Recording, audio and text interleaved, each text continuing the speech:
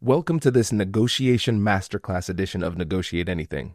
With over 1,600 episodes featuring some of the world's brightest minds, we've carefully curated 3 powerful conversations for you. What makes this so special is that you'll hear how different experts from different industries approach the same challenge in their own unique ways. Our goal is to give you multiple perspectives so you can build your own unique style. Success doesn't look the same for everyone, and in this masterclass, you will see exactly why. Let's dive in. Vinny, thanks for joining us today. Yo, I'm happy to be here. Thanks for having me.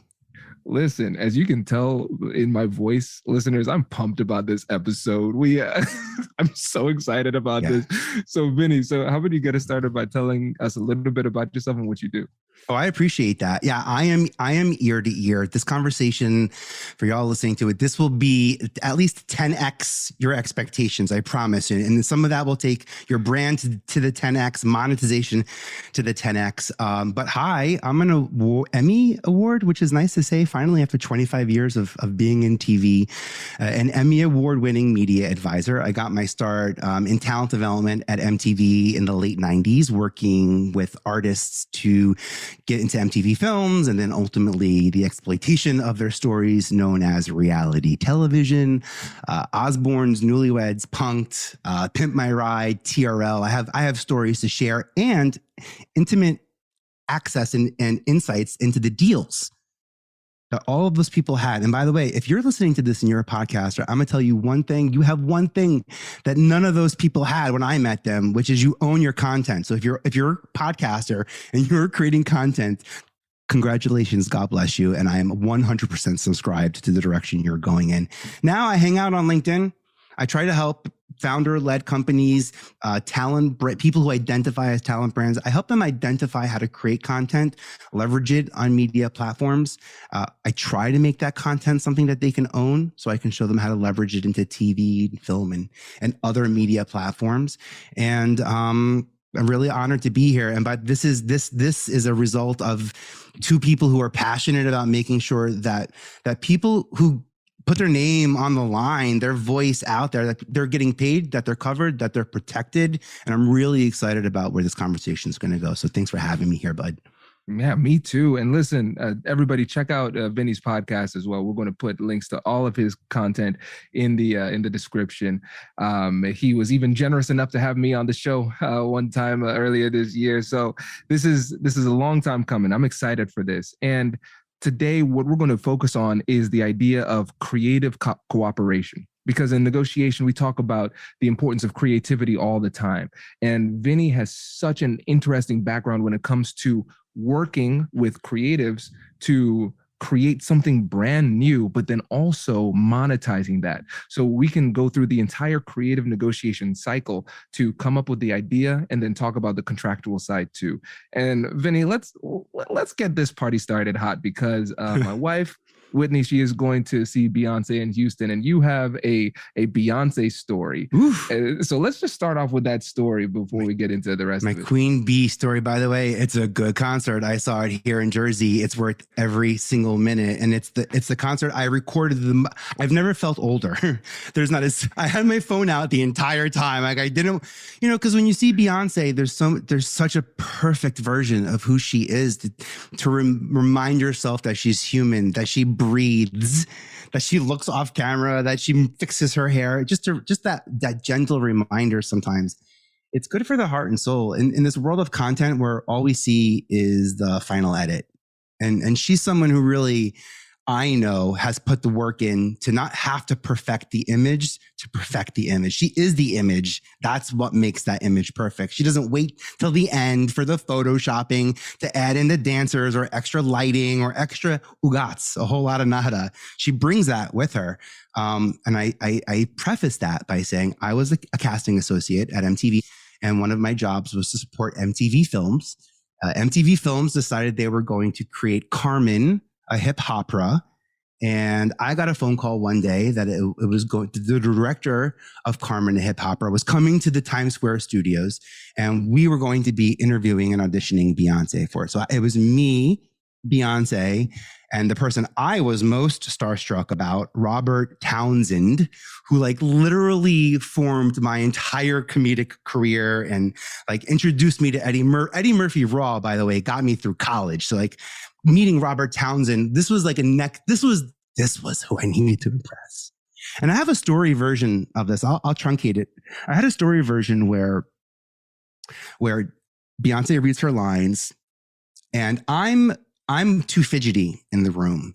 I'm trying to be a cameraman. All of a sudden, I'm like doing these weird MTV pans and zooms.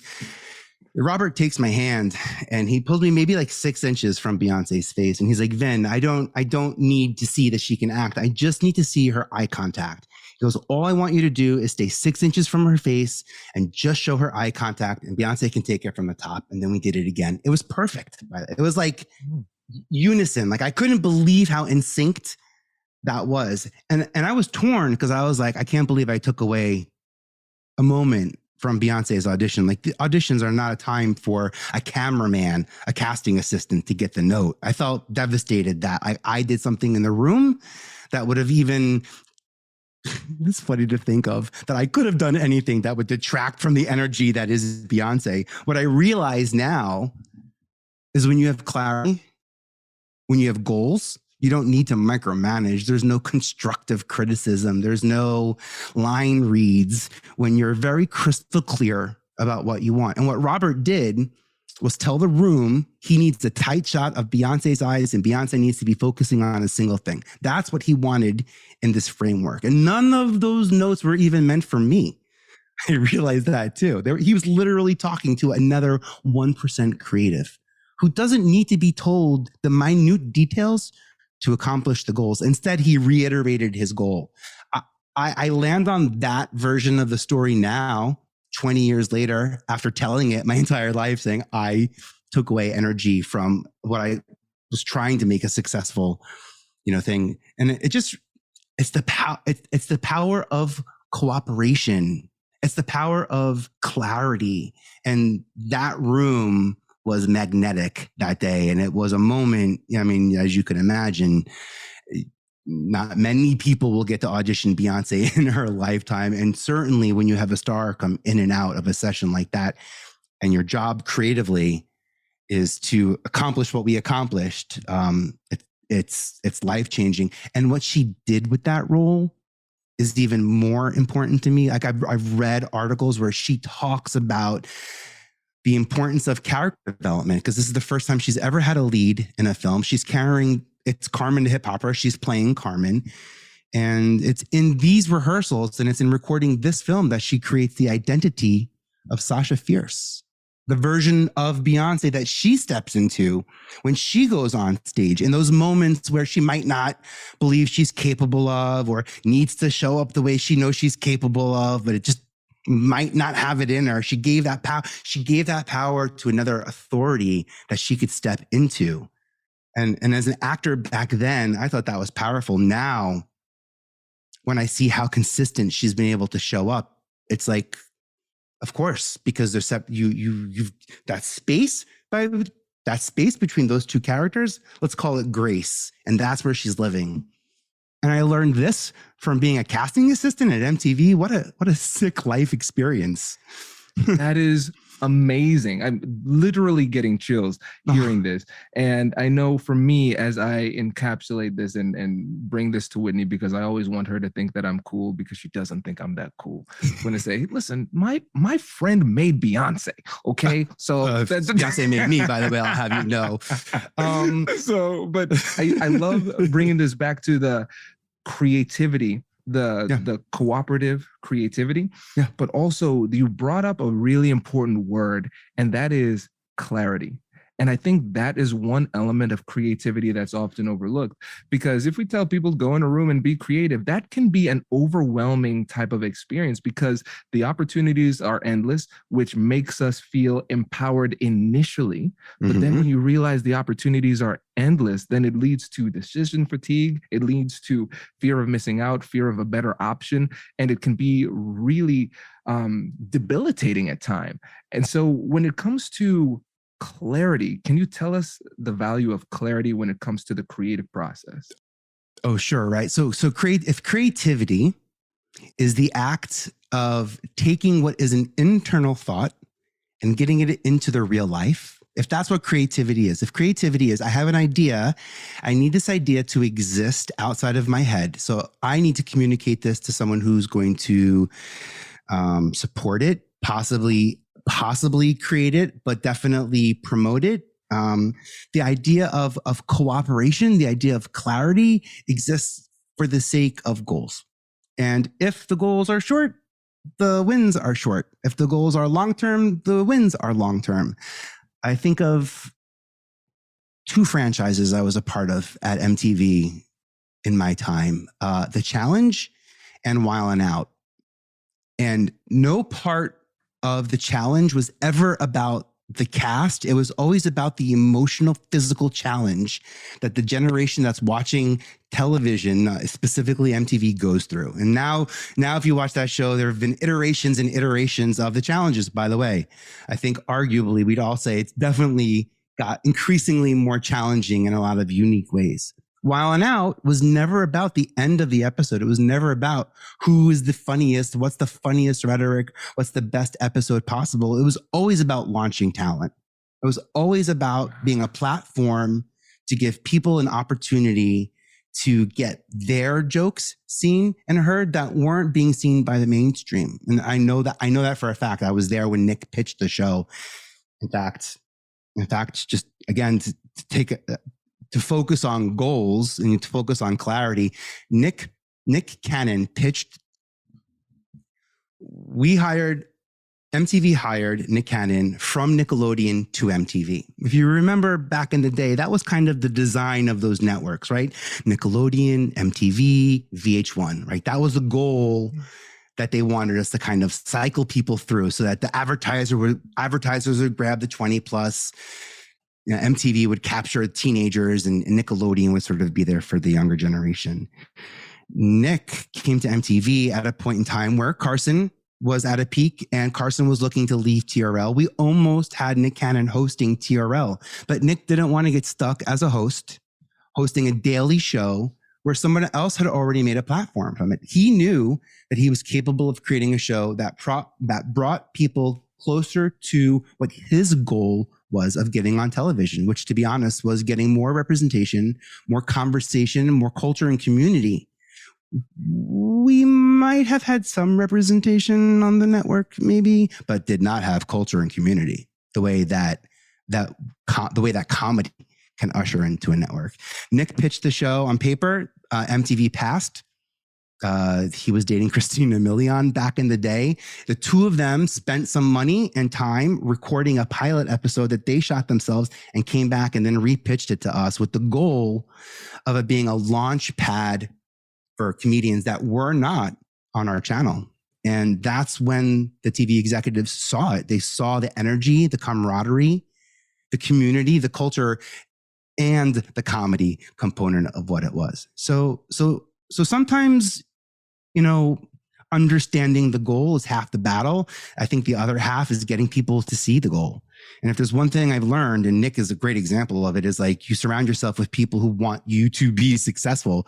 Because as a creative, your success a lot of times is determined by the people who want to see you be successful. If they want you to be successful, you will be successful. If they do not, they will find ways to make it turbulent. You know, and if you want to acknowledge that or not, there's plenty of tools I can give you there. But that's where goal setting happens, and I think that's where I can look back and say some of the TV franchise, Housewives of New Jersey, also like some of the franchises I've been a part of that are so deep into cycles are about story engines. I don't want to get all creative and use weird jargon. Story engines. Story engines is the thing that connects two people together. So like Kim Kardashian has a story engine with her mom, Kris, right? So that story engine is always going to produce some type of storyline.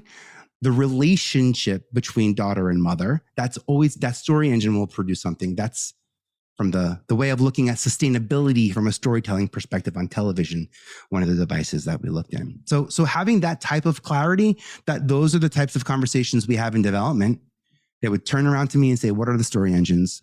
What are our 4 or 5 story engines?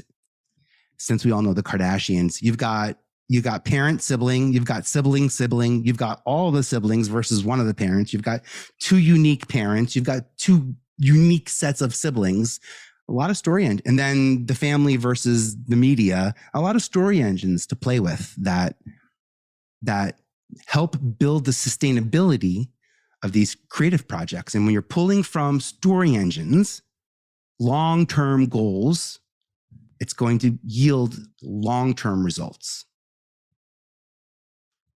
Man, my head is about to explode, Vinny, because like with every paragraph, there is just brand new information for me. And I know this is the same thing that's happening for the audience. And so I just want to synthesize this as everybody is having their own brain-gasms right now. Please. Just remember, you don't need to have a full understanding of the entertainment industry in order to appreciate the brilliance of this. Because in this little session right now, let's just talk about talking about Nick Cannon, for example, pitching Wild 'N Out, which was incredibly successful franchise. The first pitch failed because he pitched on paper in what I would consider and to be the traditional way. All right, this is the idea for the show. But persistence is part of the persuasive process. And we're going to use a creative angle to persuade in this case.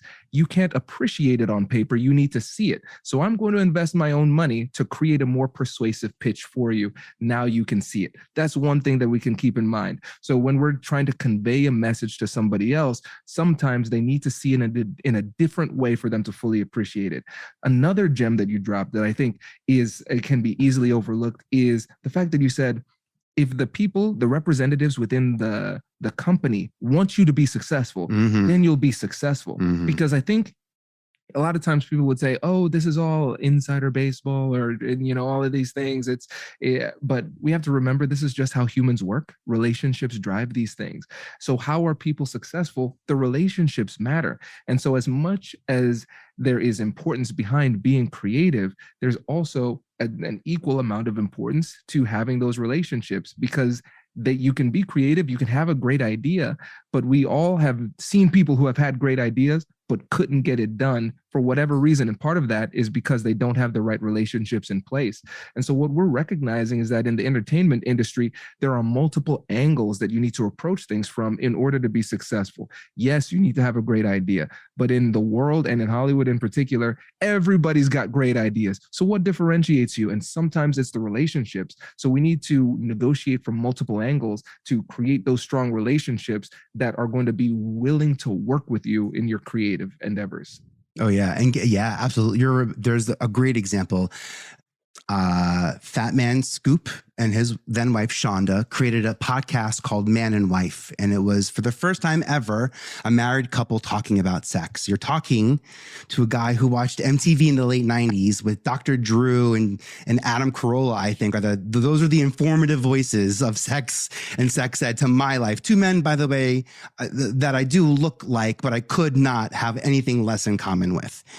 And I found it to be polarizing. By a married couple talking about being open, being shut, having an opinion and the respect of each other.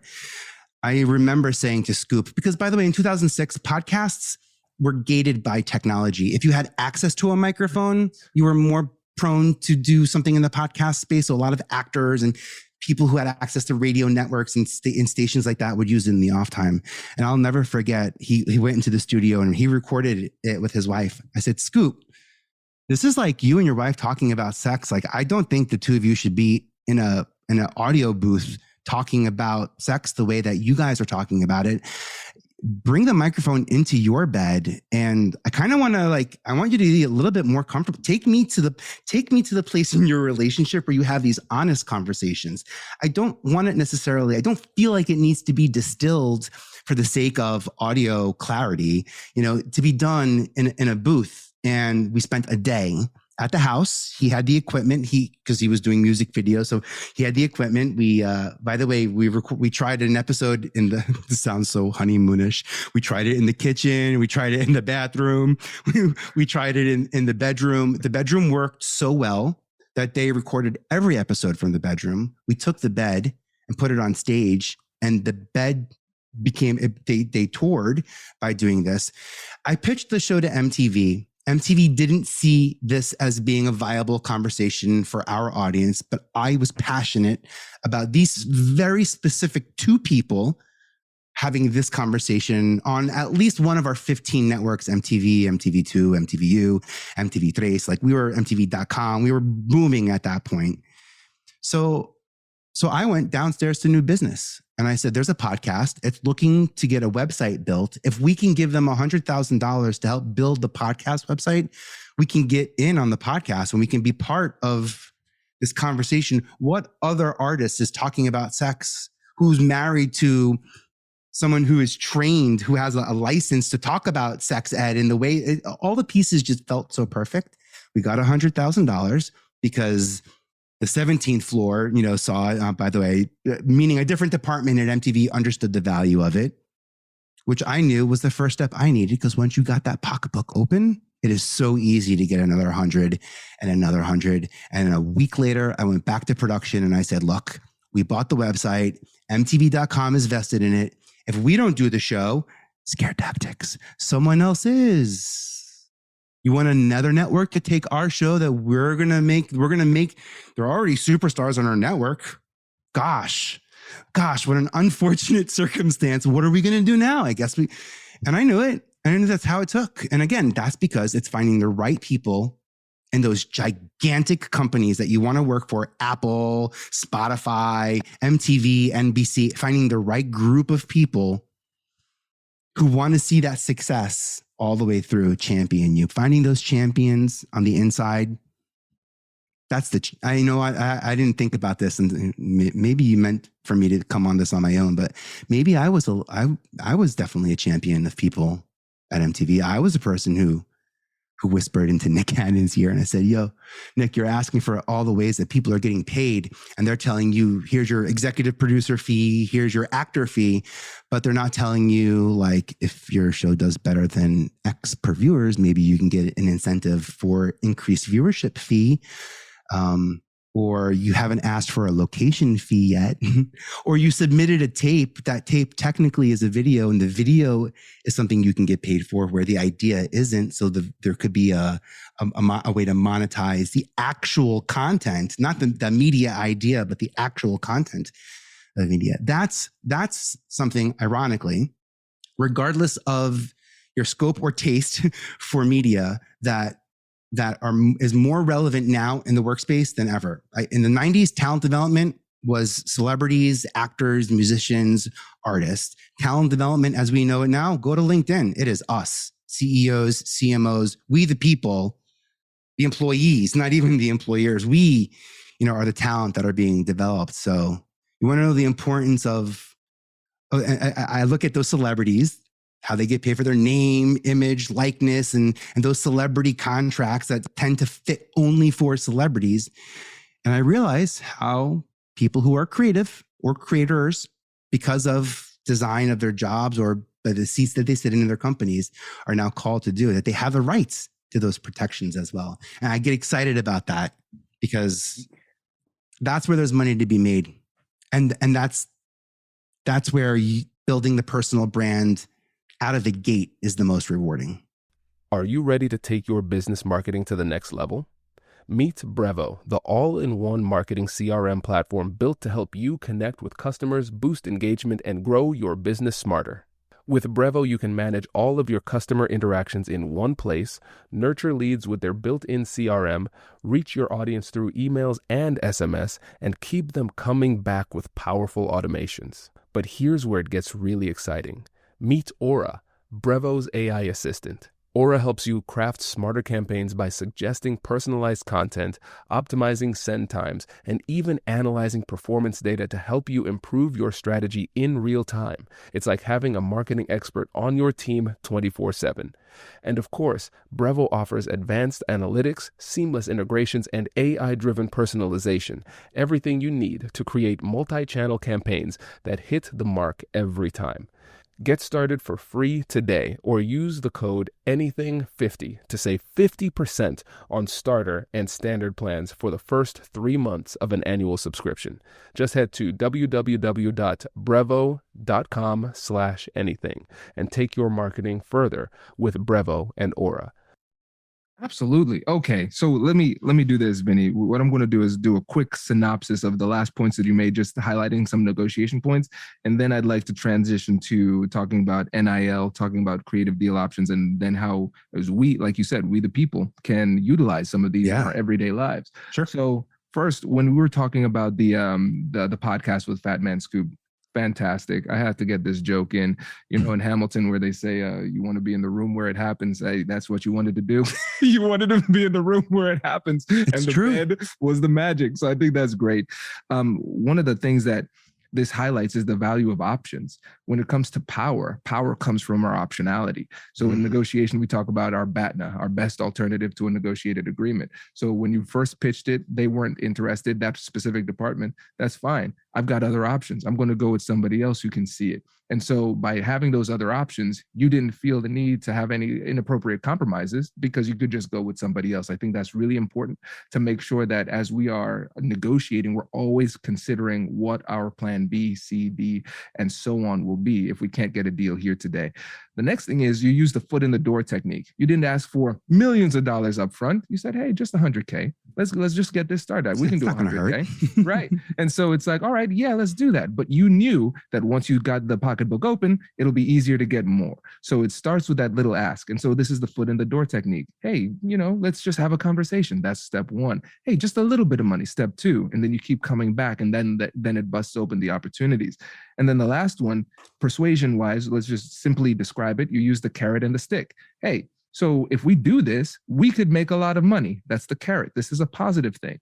But on the other side, if we don't do this, somebody else will do it. That triggers fear of missing out. And listen, even if I don't want to have this, I don't want the other person to have it. We're using the rules of the sandbox again, right? I don't want the other person to have it. So again, just the story that you provided on how you got this podcast into life is another masterclass in negotiation. So wanted to make sure people didn't miss out on those particular elements of it. Yeah, thank you. I love the way that you're processing this because it's exactly as I intended to be as well. If these insights are not as actionable as you think they are, reach out to me and ask me how to connect this on LinkedIn. Reach out how to connect this story to what you're going through now. What I learned from the celebrities that I worked with at MTV. Because to your point, I wanted to be in that room because everyone needed to go through MTV to get to the youth audience. The youth audience is what I wanted to be connected to. So Diddy had to go through MTV. Ashton Kutcher had to go through MTV with Punk'd. Ozzy Osbourne had to go again and Sharon through MTV to yet again reintroduce themselves. So I realized that if I could perch myself at that location, that if I wouldn't need to run around the world looking for the top 1%ers. By the way, I talked earlier about how I found you, and you are part of the alchemy of my success. When I go to LinkedIn, I look for your content because I know I'm going to write something theoretically based on what you're talking about. I want to be cooperative in our space while being innovative, right? So I want to be cooperative. I want to react because I love that. Because I'm an audience member. You want to know anything more than anything? If there's you could put me in any seat in the entire stage, a moderator, star, cameraman, spotlight operator, audience, front row. I love being in front of talent. I love spotting it. I love seeing it. It's the movies that make me cry when a kid taps into their inner ability and they do something for their first time. They didn't know they were a basketball hoop or something.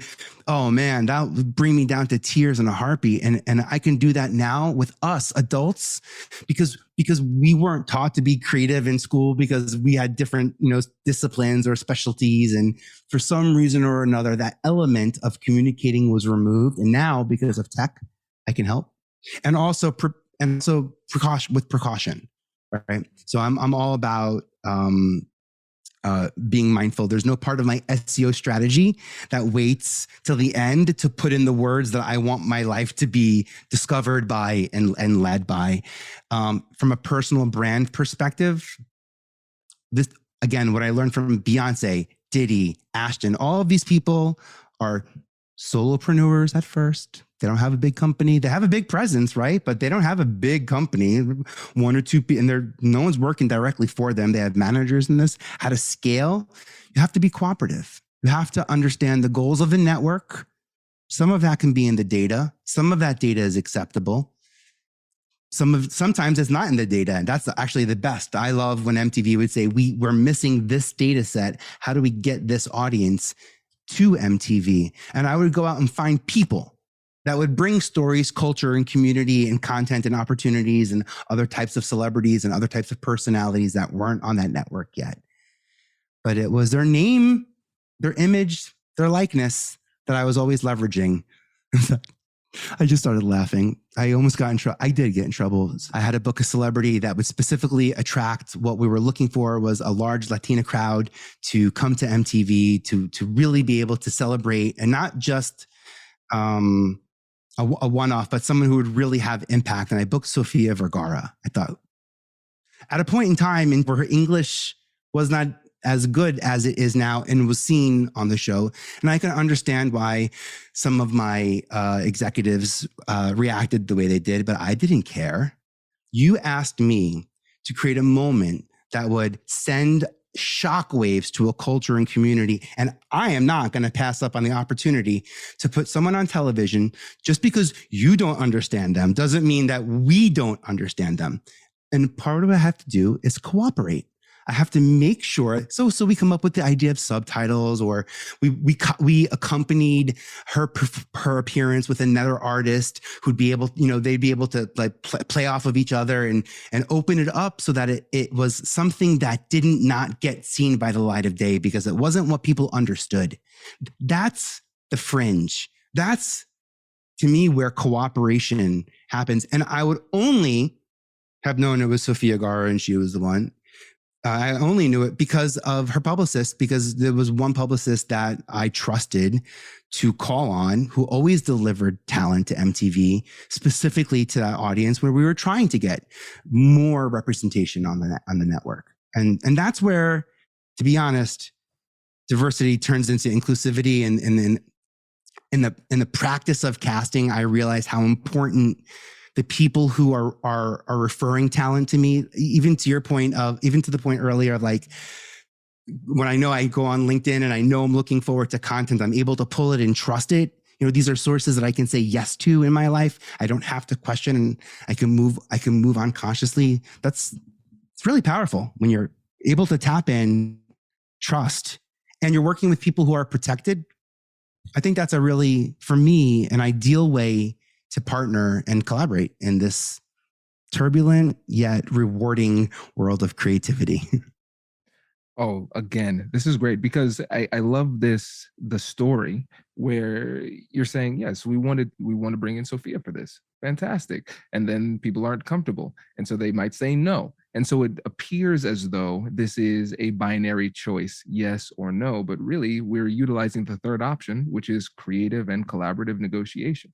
We're saying, okay, your interests and your concerns have legitimacy. My interests and my concerns have legitimacy as well. So let's work together to address all of these things while working toward that collective goal too. And so it wasn't that you just pushed through and said, no, they don't understand. We're doing it my way, this exact same way. No, we cannot do that. We have to take their concerns into consideration and then, You make an event that is more inclusive and potentially more successful because you incorporate the ideas from other people who see the world differently from you. I think this is really great. Well, I had to. I made the mistake of not doing that on one or two bookings, and I was asked to take that person off the show. And I realized that I can make an impact, and that impact has to be recorded now. And I became okay with that. If I could get it on tape, if I can get my foot in the door and start the conversation, I know I can come back and continue it. Right. Oh man, this is good. I know we've been here for like an hour, you and me. Before best. I know it's going to be shorter for the best. audience, but I could not stop talking to you, brother. We'll have you back on because this is so fascinating. And besides the masterclass in negotiation that you've given us, the storytelling is amazing. You know, hey, so it's a good place to learn. I'll tell you, I learned from the best. I really, truly did. They made my life possible. They make our life possible. They teach us the wins, the fails, the things that should happen and the things that could happen. I learned from the best. Yeah, no, I appreciate this. And listeners, we're going to have all of Vinny's content, his socials. Follow him on LinkedIn because the posts that he makes are really, really great. So make sure you follow him there. But again, before you go, Vinny, I want to give you an opportunity to shout out some of the work that you're doing. And let's give them one little piece of encouragement before they hit the road. Oh yeah, man. How about this? Just get out there and guest, get on someone's podcast. Podcasting isn't owned by a company. There's no part of the publicly traded world of media that's even touching podcasting. We, the people, own podcasts. I trust us, the people who have control over the content. And I found myself in a whole new way through a whole new lens by allowing myself to show up as a guest. And I'm humbled to be here with you, Kwame. My podcast is called I Have a Podcast. You can check it out at ihaveapodcast.com. Join my LinkedIn newsletter at vpe.tv/I Have a Podcast. And if you have a podcaster, know someone, or just have a podcast that you love and can use a little bit of a level up and amp up, reach out to me because I look for podcasters that I'm constantly identifying and amplifying, trying to get our voices out there so we have sustainable impact. It's all about sustainability with long-term win. So thank you for this space, bud. Yeah, my pleasure. And thank you again for sharing your expertise. Really appreciate it. That was the first part of today's masterclass. Up next, we'll hear from another expert with a different approach, giving you even more strategies to add to your toolkit. Let's keep it rolling. Marilyn, thanks for joining us today. My pleasure. So how about you start off by telling us a little bit about yourself and what you do? Okay, great. I am currently Vice President and Associate General Counsel at Nationwide Insurance Company, and I'm responsible for our corporate and intellectual property, class action, litigation, and discovery management. Spent the first half of my career in private practice. Started out in the coal industry doing collective bargaining and union avoidance. I was on the management side. A lot of civil litigation in the retail, financial services, insurance area. Second half of my career, I've been in-house as a corporate legal executive at 2 different Fortune 100s in the retail and then property and casualty and financial services industry. Fantastic. Yeah, we are very excited to have you. We've had a ton of conversations just offline, and now we're finally having the opportunity to capture it and share it with the masses. So I am excited to share your wisdom with my audience today. Oh. Well, as a member of your fan base, I'm absolutely thrilled to be here. Having a great conversation with you. Absolutely. And so this is going to be a little bit different than our regular episodes, because usually we do a really tight episode, 30 minutes, 3 main points, and then we get in and get out, and then we're done. But with this one, what we're going to do is we're going to talk about a story. A story is going to be the base or the case study that we're going to utilize for the rest of the conversation. And then we're going to extract pieces of wisdom from that story. And so listeners, what I want you to do is, even if this isn't a practice area or an industry that you're in, I want you to find the commonalities between what it is you do and the techniques and tactics and approach that Marilyn uses throughout the story. And then we're going to have a discussion about it. So I'm excited to hear it. So let's get started. It's story time, Marilyn. So where do we start? Well, let's talk a little bit about experiences and negotiations, and how they help you with your personal brand, right? And so for me, and part of my story, it's a little bit of a dandelion tale because, again, first half was in private practice. You get out of law school, you know what you're going to do, and then the good Lord does this great thing called life, and your journey takes you in different places, across different practices, different jurisdictions. And so what was really important for me during those times was to build relationships with folks, and establish trust with them, because I needed credibility with them, but to also do it in a way that I was true to myself. And as I work with professionals now, developing team members, mentoring and sponsoring different folks in the profession or across the country, the resounding theme of what is my personal brand becomes important. And so it becomes important because it's the centered space you can take yourself to in any circumstance. So early in my career, I did a lot of coal work, and which was an interesting time. There was a lot of strike-related violence. Frankly, some of it fairly unprecedented for those times. And so, being a young gal starting out in the practice of law, you had to be ready to take on what you needed to, but you also needed to be resilient and adaptable and had to have a strong sense of self. Now, quite honestly, that gets interesting for me. I was lucky to have been raised in a family with parents who believed in me, and I thought I could do anything. And it was really interesting when I got out into the real world after law school to see that maybe the world didn't necessarily agree with that. And so one of the first situations I had, and there were a couple that were very formulative that I've learned a lot from and I've grown over the years to be grateful for, were just a couple of situations that I found myself in because I was willing to work hard. So one of them was during the time I was doing work in the coal industry, we had a strike occur, a wildcat strike, despite the fact that there was a collective bargaining agreement with a no strike provision that was in full force and effect. And so we found ourselves having to go to federal court to get an injunction, and in order sending the coal miners back to work. This was a big deal. Early in my career, I was so excited to do it. There were a few women, but not many women doing this work. And of course, on my side, for my client, my CFO, my CEO were men, as were my partners on the team. And so it was very exciting to be going to the federal courthouse to argue this motion. It was very, very important. So we get there and we go in, and the first thing that the judge does is the judge says, as we approach into the courtroom, "I'd like to see the parties in chamber." And so I said, "Your Honor, we really are going to need to go on the record here." And he said, "Well, I understand, but it's the court's practice to have you all come in chambers and let's have a conversation."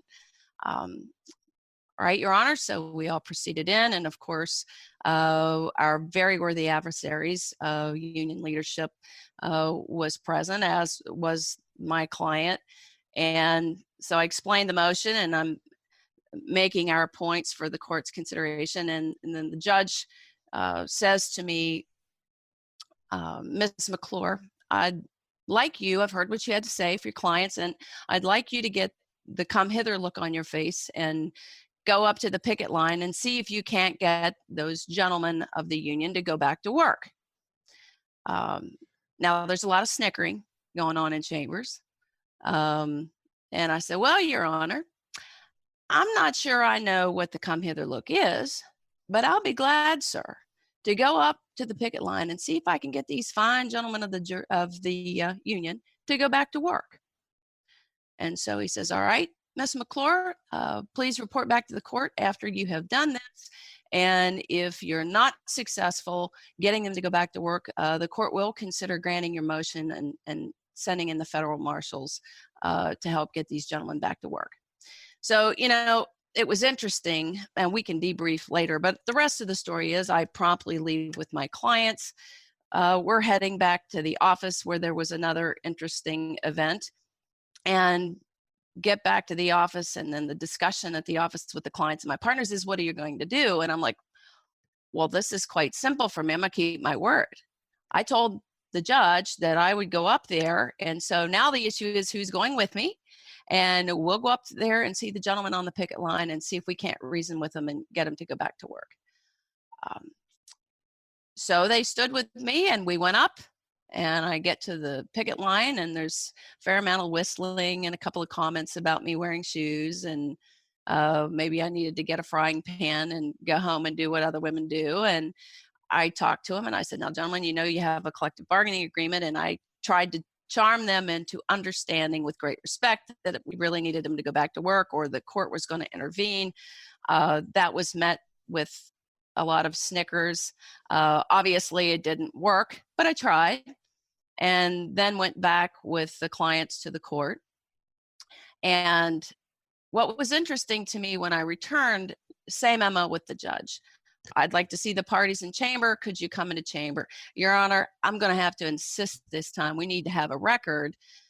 Well, I understand that, Ms. McClure, but you come on in here and let's see what the parties have to say. So I tell my side of the story. We've gone up there. I have my clients who can affirm this. And then I said, Your Honor, didn't work. They didn't go back to work, but I gave it my best shot. And then what the judge says to me is, Attorney McClure, changed from Miss McClure to Attorney McClure, then the court's going to keep its word. You've adequately argued the motion. The motion is granted. And bailiff, if you would bring down the federal marshals to go with Attorney McClure back up to the picket line to get these gentlemen to go back to work. So we did, and the gentleman went back to work. There's a lot to dig in there. One of them is composure in the moment. One of them is knowing who you are in the moment and continuing. And some of it's just overcoming, right? So make the best of the moment, turn that into an opportunity. And in that moment, it did not feel very good, to be quite honest with you. Like there's a part of you that thinks, oh my Lord, should I drop and run? But the other part of me thought, I know exactly what to do. And I'm not afraid to do it. I'm willing to invest in other people. And so I'm going to give my word to do this and then go keep my word. Now, one of the things that was very interesting to me, and at the time it didn't feel so good, as I've aged and practiced, I've looked back upon that and thought, even though it didn't feel like it in the moment, that judge gave me great opportunity to show what I was made of. And the fact that I could make my own decision, stand on my own 2 feet, not let it keep me off my game of representing my clients, but also receive and respect the positions of those who were not my clients, kind of cemented my brand. It did more than announce I had just arrived to the practice. It announced who I was in my practice. And I'm very grateful for that, because over my time practicing, working with others, either on my teams or who were part of my clients in their organization or those I mentor and sponsor, I've worked with folks. Sometimes it takes decades to have an experience that helps you cement who you are and validate who you are, and then let you work towards it. And so I'm grateful for that. And it has translated for me in my career to, there is nothing I can't negotiate or won't negotiate, to my own personal standard. And so it freed me up a lot, I think, as a young woman who, first generation lawyer, from Appalachia, to figure out how to Marylandize folks I wanted to move, not try to be somebody else, another woman, another man, but to figure out how to use the attributes and the blessings that the good Lord gave me to sort of Marylandize other folks, and help move them. Because, at the end of the day, negotiations is all about communicating, but it's deeper than that. You're moving people when you negotiate. When you communicate, basically in the highest categories, you're either informing people of information they need to know, or you're elevating things for action. right? So, or a combination of the both. But when you're negotiating, you're moving people. And if you want to move people, you have to move too. And so you've really got to have a good centered self.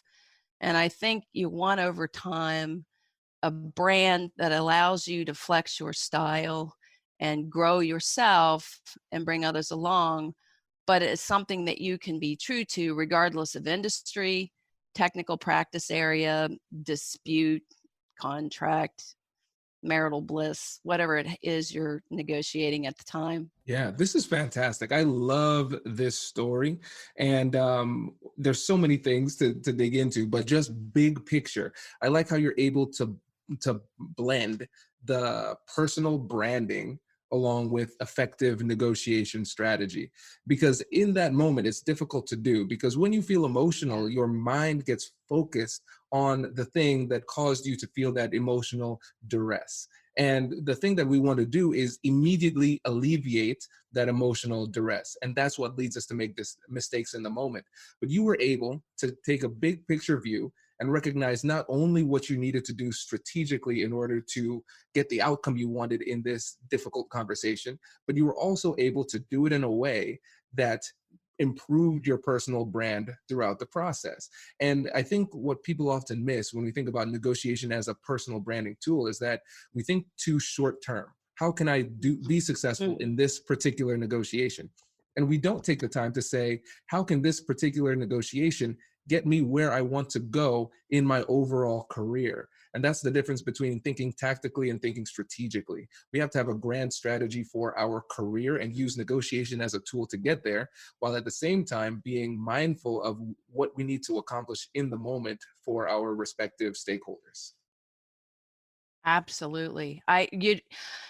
You know, understanding emotion, whether it's yours or someone else's, and not being afraid to either overcome it or receive it, but move past it, or help others through it, because you have to do a lot of that in negotiation, right, is huge. I think the other thing, one of the other big points you just made, which I always love listening to you for this very reason, timing, right? The, you got to get timing right on things. And we use these adages like pick and choose your battles, or it's a sprint, and do you want to win the battle or the war, and it's a marathon, not a sprint. And we all say yeah, but it's true, and it's all about timing. So there are times to take a position you dig into, and we might get to one of those stories in a bit. And there are times to say, I might fly above this one right here, because there's a bigger issue to be accomplished. And when others see you do that yourself, there's something about that over my time in my practice that inspires and empowers others to give it their shot too. And so sometimes you don't want a rushed, quick over negotiation. Time becomes your friend. So protracted negotiations, like you often see in collective bargaining, which looks very different than maybe going in to mediate the resolution of a piece of civil litigation, depending on its complexity. I don't rush either of them. Now, we want to move them along and those kind of things, but sometimes you don't want to rush that. And then sometimes there are things that come up that could be what I call barriers or stop signs. And you just need to decide whether it's a rolling stop, if it's a stop at all, or if it's something you just overcome because you're going to let it go. And, I think on the personal branding side, and when you and I were talking a little bit, I think it's important to have your own brand and have your own motto. And so for me over time, and I've been so blessed because I've practiced in so many different industries and different places, and tried cases and negotiated labor contracts all over the country, as well as resolved complex litigation and other kinds of disputes, including disputes we resolve and negotiate to avoid litigation, right? And that kind of spend. And so part of what that is I've had to develop my own motto that I want to bring myself back to, and in any negotiation. And so my personal motto that I have developed is, don't take it personal, make it personal. And by that I mean, be skilled at overcoming and understanding your own emotion and flying above things so you don't take it personal, because you're the one who ultimately decides if you need to, or in fact you do. But then if you decide not to take it personal, turn around and disarm by making it personal. Make it a memorable experience or journey with people, so that when they think of you over time, the journey they went on with you and the negotiation and how that made them feel lingers longer than that final end result, when you crossed the T, you dotted the I, you had a deal, you got a settlement, or you parted ways and moved on to other challenges. Right. And one thing I want to go back to in this story is when the judge said, I want you to put on the come hither look. For our international listeners who might not be familiar with that term, it is a nod to seduction, right? There's a sexual implication there. And so that is highly offensive. And I know probably back in West Virginia at that time, it was probably taken in a different way. But today, that would be something where the judge would probably lose his job over if that were to come out. And so in that moment, how were you able to maintain your composure in the face of something like that? Well, I say it like this. I mean, you feel it and you know it. I did two things to diffuse it for myself. And part of this is upbringing, and I give credit to my parents, and that was to try to handle things with class, because you never know what shoes people are wearing, and et cetera. And so the one thing for me that I did, that I don't know if you noticed, but I said, well, Your Honor, I'm not exactly sure what the come hither look is, but I'll be glad to go up to that picket line and see if I can't get the fine gentleman of the union to go back to work. And part of that was truth. Also an unwillingness to let that sort of broad brush taint my ability as an attorney to represent my clients, or to influence my style or my sense of responsibility. And so to me, I felt like I gently diffused it without making it bigger than life, because I wanted this to be about, hey, I wanted this to be, gee whiz, this gal is a heck of a lawyer, and she can take what comes her way and do it with grace and class and still bring people together and can see people. And so I chose to do that in that moment. I would do that again. I have reflected over this story over my career, and shared it in a way to help other people over time. And I was glad I handled it that way, because that was early in my law career. I was establishing a reputation and very much wanted to be Marilyn, not emulating the one woman, if there was one, or trying to succumb to cultural things where I had to engage in behaviors and conduct, or even use words that were not Marilyn.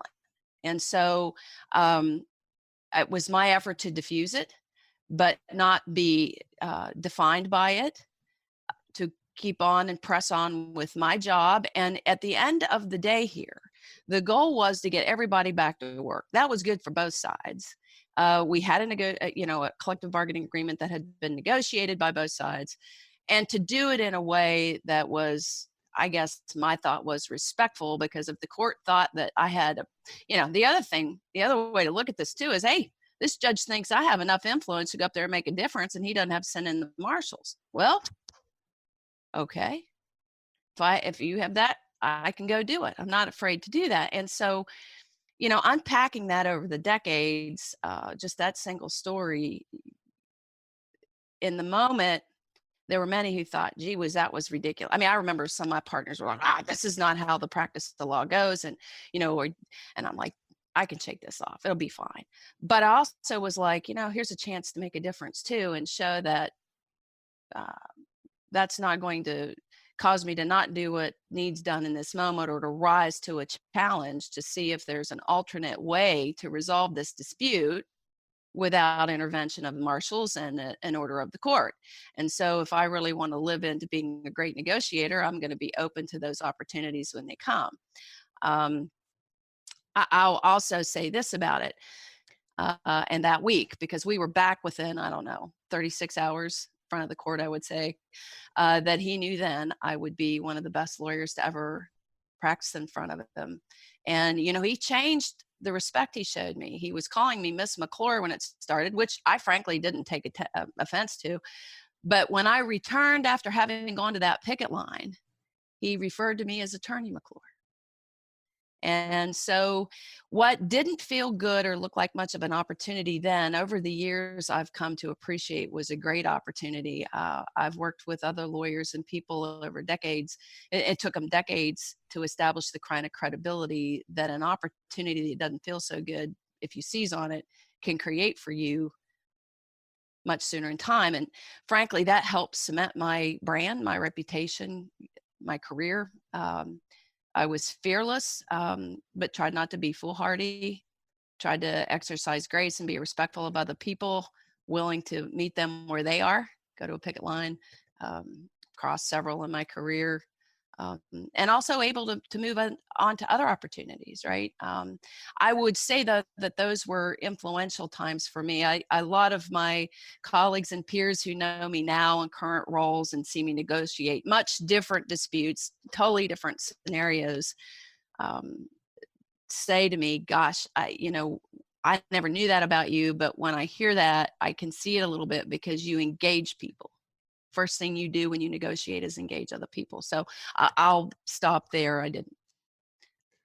No, this is great. This is really, really great. And I think one of the core parts of this message is the importance of recognizing opportunities.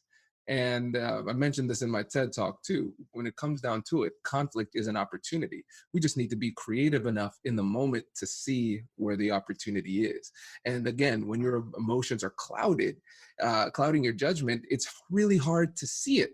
But just remembering that it's an opportunity and then forcing yourself in the moment to see where's the opportunity, you're going to recognize that you're going to start to get grounded in the moment, and you'll start to think more clearly. And I tell you, it's really impressive how you were able to maintain your composure at such a young stage in your career, in such a high stakes negotiation. But again, like you said, it was an important part of the building of your personal brand going forward.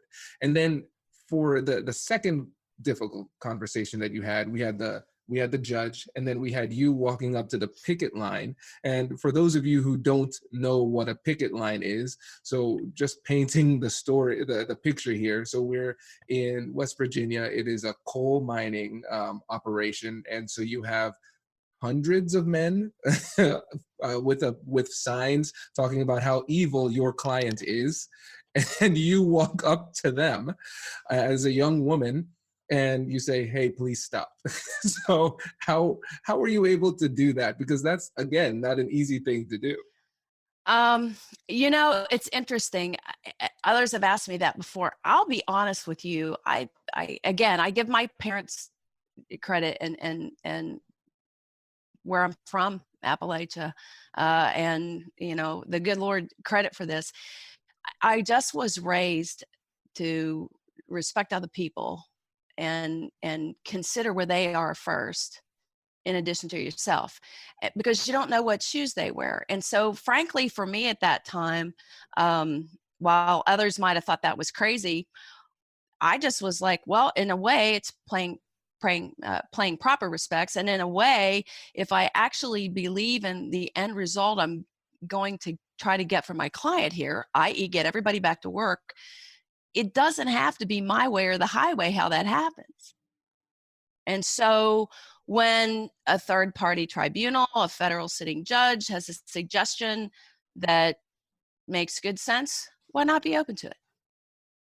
And I think that was great for me and very formulative too, because one of the other themes in my career that I talk with folks about all the time, you've got to be adaptable and you want to be resilient and you want to be in charge of your best self and your emotional reaction to things so that when an opportunity comes with reason, you can pivot.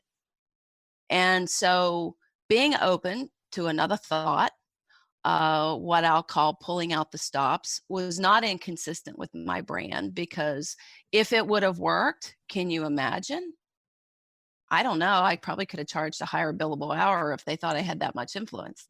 Um, but those folks were worth it. And, I loved the time I did the work, a lot of the management side work. And even though it gets really difficult sometimes, have great appreciation for the union movement and what it's done in our country. And frankly, had family on both sides of that. And so why not be open to an alternate path?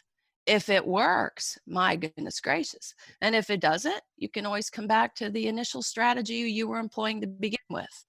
But you've also demonstrated to other people, I think, that you're open, you can adapt to different things, you're willing to try and meet others where they are, which I think is super, super important in building credibility and trust. Because if you're not willing to meet other people where they are, why would you expect them to meet you where you are? So, and again, over time, that story has meant even more to me, because I've realized and recognized that even though I didn't feel like it in the moment, that judge gave me an incredible opportunity in my career, one that not everyone gets. So it was up to me to make the most of it, and I've tried. Definitely. And one of the terms that you mentioned a few times now is engagement. You had a willingness to Yes. engage. And so we saw that clearly in this story, where you were, walking up to the picket line, knowing that you were probably going to be harassed all the way through the process. And that probably made it easier for you to do that in the future. And so for you listeners out there, when you're confronted with a difficult situation and you say, I just don't want to engage, I don't want to have this conversation, recognize that Yeah. this is going to make it easier for you in the next negotiation that you have. I think about it in terms of a video game. In video game, you have levels, and there's a boss at the end of the level. If you don't beat the boss, you don't go to level 2. And so if you think about your career in the same way, you have to beat these bosses at the end of these games in order to move up to the next level. And it's really up to you whether or not you want to engage. And so for you now, and as you're a corporate attorney, you've worked for 2 Fortune 100 companies, you have these high-level contract negotiations. What does engagement look like in those interactions when it gets really, really tense? So it's very interesting. Very interesting, because at the end of the day, people are people. And so all of negotiations involve people, which is part of what I love about negotiation and people.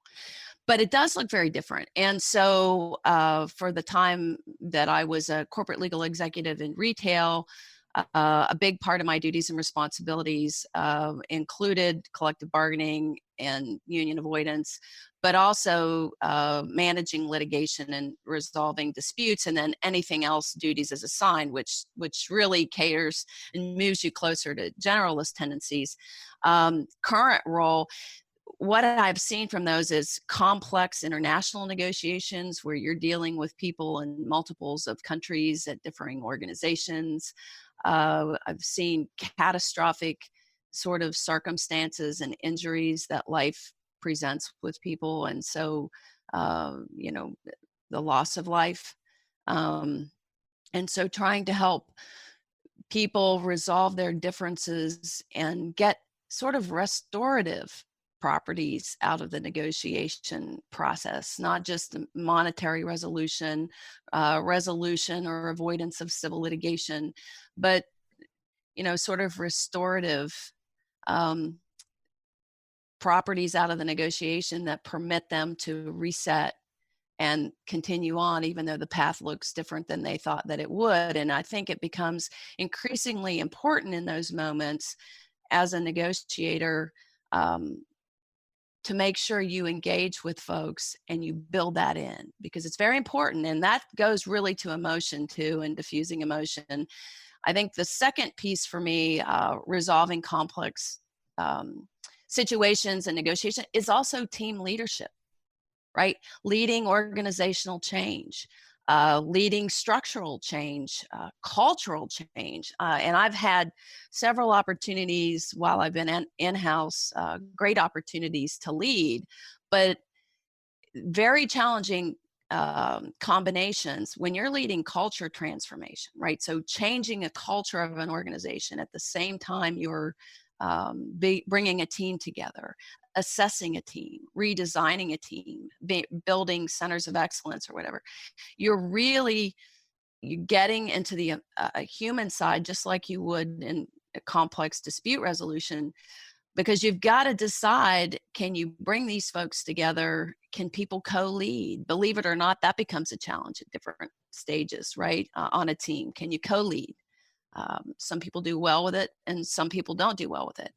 And so it's played out for me in so many different ways under the umbrella of negotiation. But the thing that's at the corner of it and centerpiece of it is people, and me not just being focused on a result, a predefined result, but being focused on how we get the result.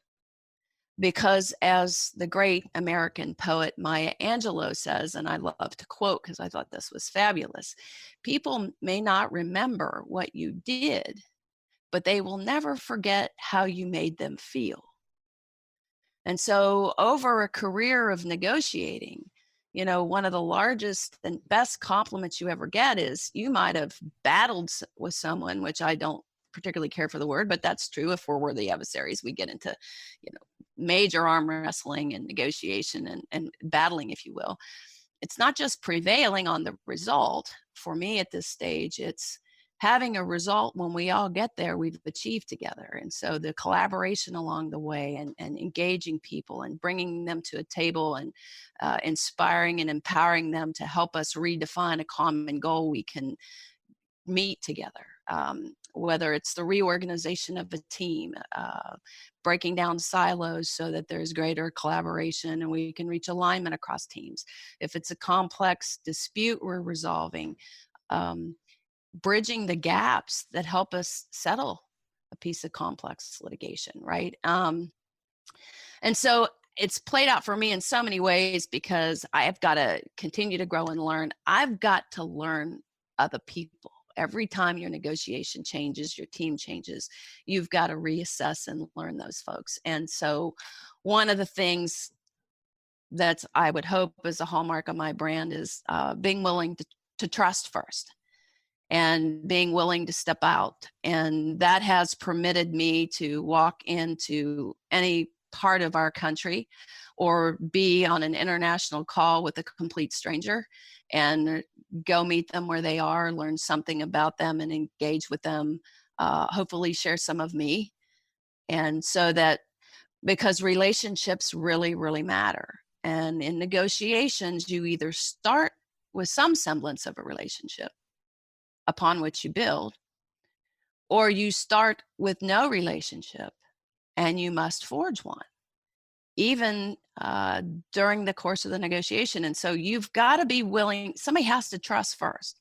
If somebody's not willing to take that step, and I made a decision a long time ago, and maybe it goes back to the union story we talked about, that I was going to trust first and step out and do some things to meet other people where they were. And to me, that's a show of proper respect. It's also a genuine effort on my part to get to know them and to receive them and see them and respect them. And then over time, as you know each other, whether it's protracted negotiations or maybe it didn't last that long, but when they see you keep your word, and the how and the journey of the negotiation to the ultimate result was consistent with what they initially thought or concluded, and the how you made them feel on the journey to get to the result, made that final handshake after you reached common ground really mean something,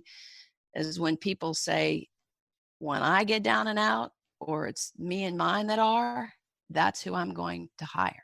And so I think that's a great compliment and cements the personal branding on why it matters how you get a result, not just what the result is.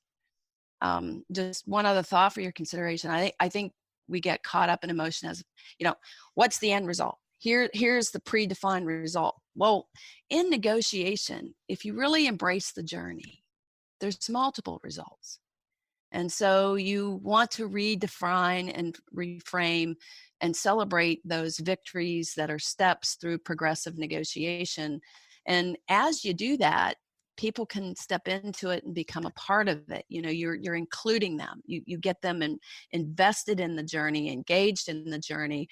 And then sooner or later you look up and you can both or all, because some of these have been, 25 different organizations involved and their representatives and their outside lawyers. So it's a family reunion, let me tell you.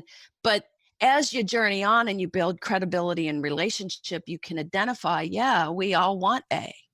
Now, A may translate different to us, but we can agree on the A.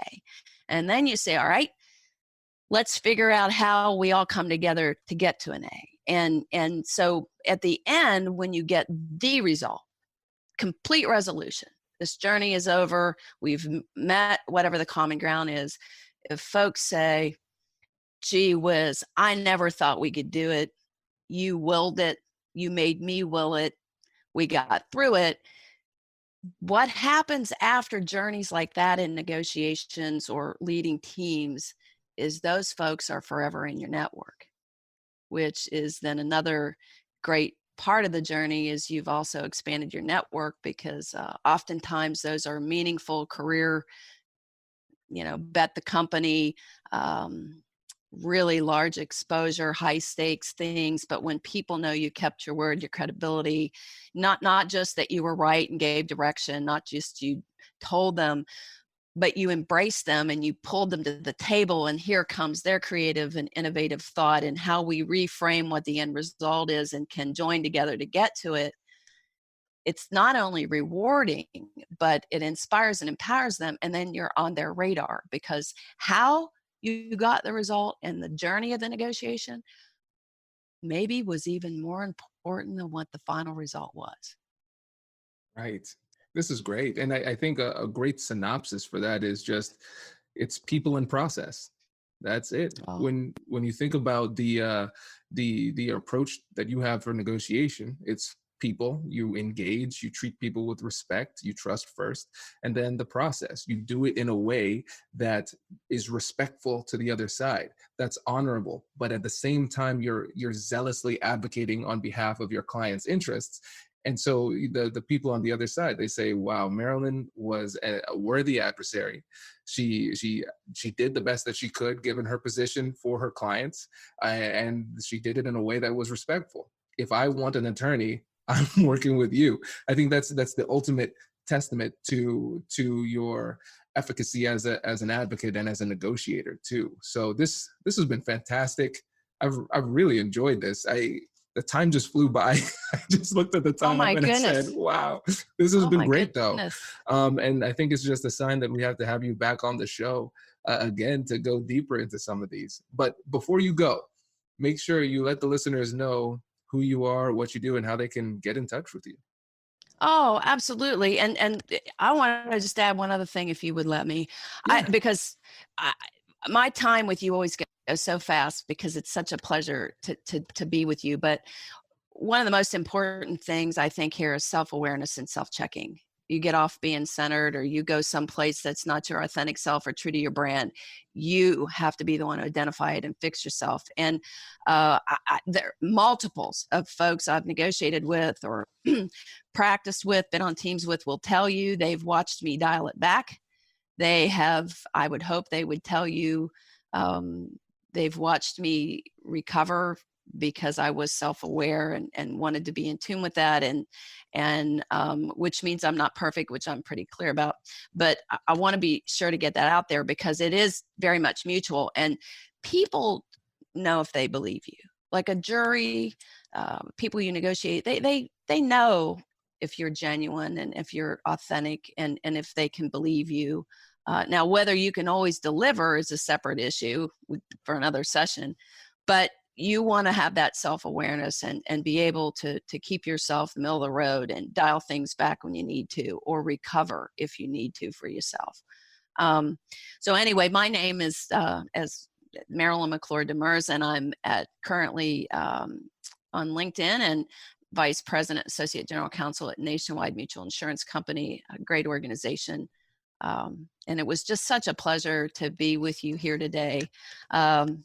I'm a big fan, as you know, and I think the conversations that you lead and the lives you touch and the impact you're having to make us all better at negotiating makes us really ultimately better people and enhances our profession. So thank you so much for having me. My pleasure. It was so great having you on the show. It's been a long time coming, but we're glad that you're here and glad that you like the show too. So thank you very much. And we'll catch you in the next one, guys. You've just heard one powerful perspective, and now we're moving on to the next. A fresh voice with a new angle on the same challenge, so you can keep expanding your skills. Let's dive in.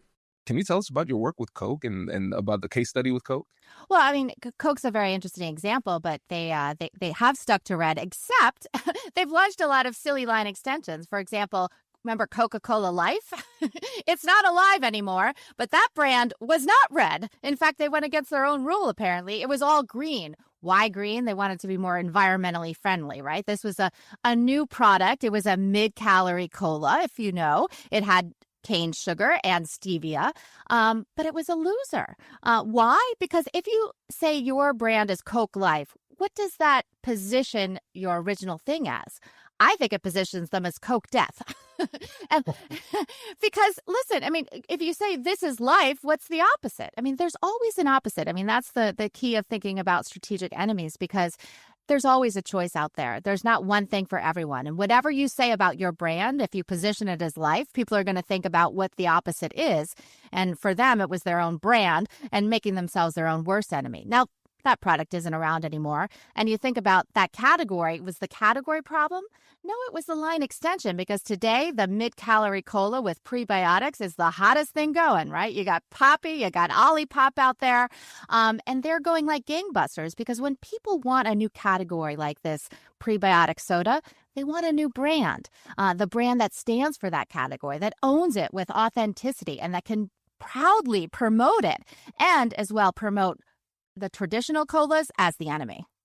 Oh, there's so much to explore here, Laura. This is fascinating. You're so right. So it's almost like the concept in terms of the product that they wanted to create, that wasn't the problem. It was the execution and the branding and the storyline behind it that was the issue.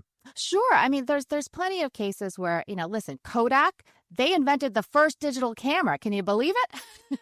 They did. And they launched it. But mistake they made was they called it a Kodak digital camera. Nobody wants a digital camera from a company called Kodak. Now, Kodak was one of the most loved. You're too young, but I remember. Kodak was they called it Kodak. They said owned trust. It owned quality. No, it didn't. It owned, film photography. And so when your brand is so strongly linked to one category, expanding that name onto a new one, it messes with your mind. People think it doesn't sound right. It's not plausible. They instantly reject it. So when there is an opportunity, for example, in a new category, the best thing to do is give it a new name. Look, what did Gap do? They wanted a lower cost, fashionable type brand. They didn't call it Gap Warehouse, which they initially considered. They called it Old Navy. And today, Old Navy is leading the whole company because that category is going like gangbusters. I think a lot of people just realized, oh my gosh, they're the same company. No, that's the thing. I mean, listen, people buy a Lexus, despite the fact it's owned by Toyota. The strongest companies in the world are multi-brand companies, not trying to put one name on everything. That's so last century, right? The IBM everything. That isn't the way of the future. The way of the future is new brands for new categories. That's what Apple did. They had the iPod, they have the iPhone, the iPad, the Macintosh, a brilliant strategy, each individual. But also what's really cool about Apple is that they unify the company with what I call a visual hammer. It's a visual that visually and emotionally communicates your brand power. And for Apple, I mean, great brand name, right? Totally distinguished themselves from the trash 80s and all the techie type computers, initially back in the home computer day. Very, very strong identity for them and unifying it under one thing. The other thing, and I got to give, shout out to Coke because they are a great company and they do so many things right. But I just love picking on them for Coke Energy and Coke Coffee and some of the silly things they did. But what they have done today is, first of all, great visual hammer that. What is it? The contour bottle, right? That symbolizes that it is the real thing. It is the one that pioneered Coke, the category of cola. And they use that on everything today. Not only that, recently, with, diet, but more importantly, the Coca-Cola Zero, they've united regular taste of Coke and the Zero product into one color, one red, beautiful package that this is, unifying together against all the other enemies of waters and energy drinks. They have to come together to fight them. And I think that is a very strong message because you don't want to show off that you're drinking a diet product or a zero. No one wants to be a zero. They want to say, I'm drinking the real thing. It just happens to be without sugar today. Brilliant. Yeah, that makes a lot of sense. And we're seeing that continuity too, without feeling the need to label everything the same way. I like the example from Apple. They are the branding. They're just perfect in what they do, usually when it comes to branding. But, they haven't always been a winner. I mean, listen, one very interesting example is Apple Music. Do you have Apple Music? I don't. I have Spotify, right? Apple, invented the iTunes and the 99-cent song, and it was fantastic. But what happened? Spotify came out with a new category they pioneered. For $9.99 a month, right? You can have any song you wanted. What a wonderful idea. Apple was late to the game to counteract that. And, today they are not a big leader in music. And in fact, the iPod has been killed. It's rest in peace. Called it the gadget of the century. I think it was a bit premature, don't you? A wee bit. But not so sad for them because I think maybe iPhone could perhaps, take the reign of the gadget of the century for sure. Yeah, not a bad, like an option. Well, the iPhone, think about it, such a great example because, it is about, they weren't the first cell phone, but what they said was it had internet connectivity. And they didn't just say it was internet. A lot of companies were mulling around with this idea, but they gave it a very good category name. They said this was a smartphone. And what did that do? It instantly set up the enemy and it repositioned them as dumb phones. And Nokia at the time was, leading the world. I mean, Nokia was a cell phone. But instantly, Nokia is a dumb phone, and now who has a Nokia? Nobody, right? Smartphone is the leading dominant category, and they're not always, they don't have the entire market because there's always an opportunity for an alternative. Some people want Apple, but there's quite a few people, actually more than have Apple, have an Android, and they didn't call it, the Google system. They bought a small company and they used that name Android with a great visual hammer, that little green robot, to remind us that they're the open source cell phone and they today dominate the world market. One word that you've been mentioning a couple of times that I don't want us to gloss over is the word category. Yeah. Because when you say the word category, I think you're meaning something different from the average person who doesn't spend their entire life dedicated to brand. Yeah. I was indoctrinated to the positioning theory at a very young age. So, nightly dinners, I got the speech. So, absolutely. Let's go back to the basics. So, what positioning and branding is owning an idea in the mind. And most important, it has to take it into account, not what you want to say, but what the prospect is willing to believe. And so when you think about that theory, is that you have to think about the mind, what they're willing to believe, but most importantly, how are they categorizing things in that mind, right? Is it just a mishmash of brands?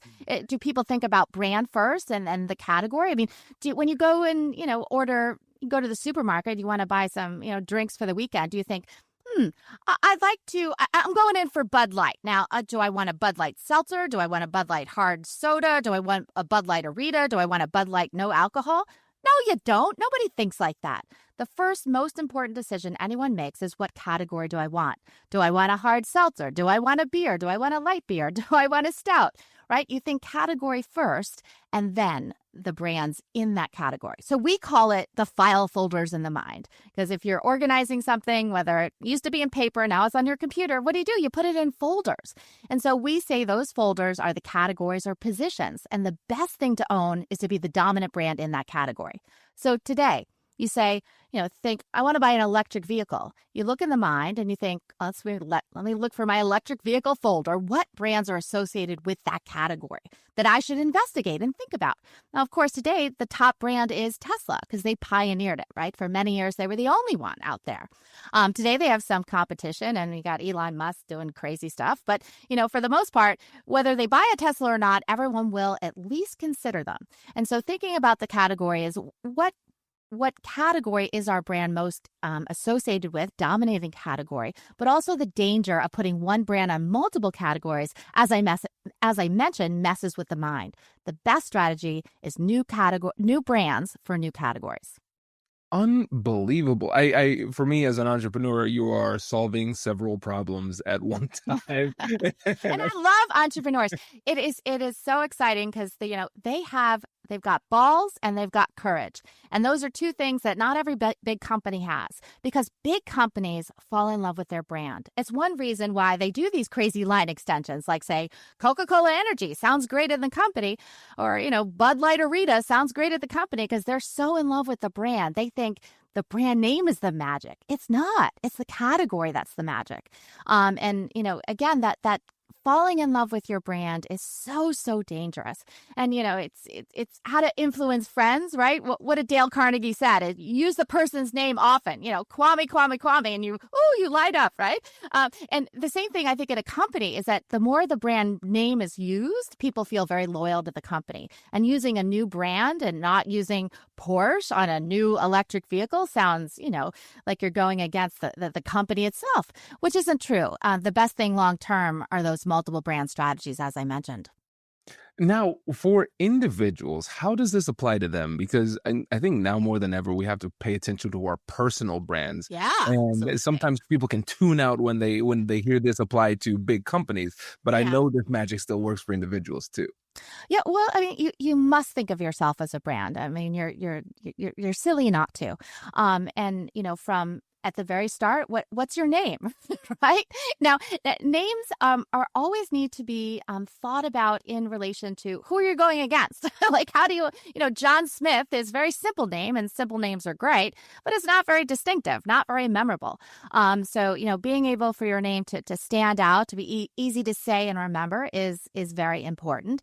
But also, more importantly, a name is not a name unless you think about what that category is. So what can you be, what's your specialty? What's your focus? What do you want to be known for? It doesn't have to encompass everything you do. I think that's a mistake people think. They say, if I say I'm just really good at positioning, does that mean I'm not good at, writing slogans? No. I mean, there's multiple layers, but you can only hope that people remember one thing about you.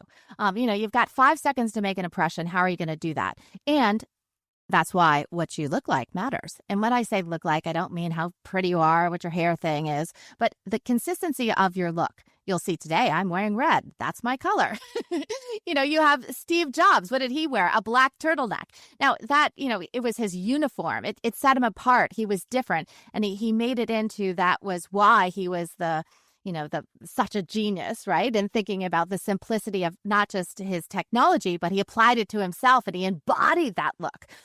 What's funny is that Thornos lady, right?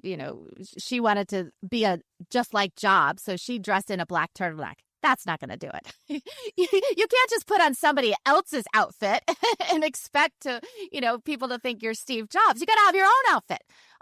Jensen Huang of NVIDIA, he wears a black leather jacket. Consistency is what builds brands. You can't just do, something once. It's unlikely to get attention. It's doing it and showing up every day.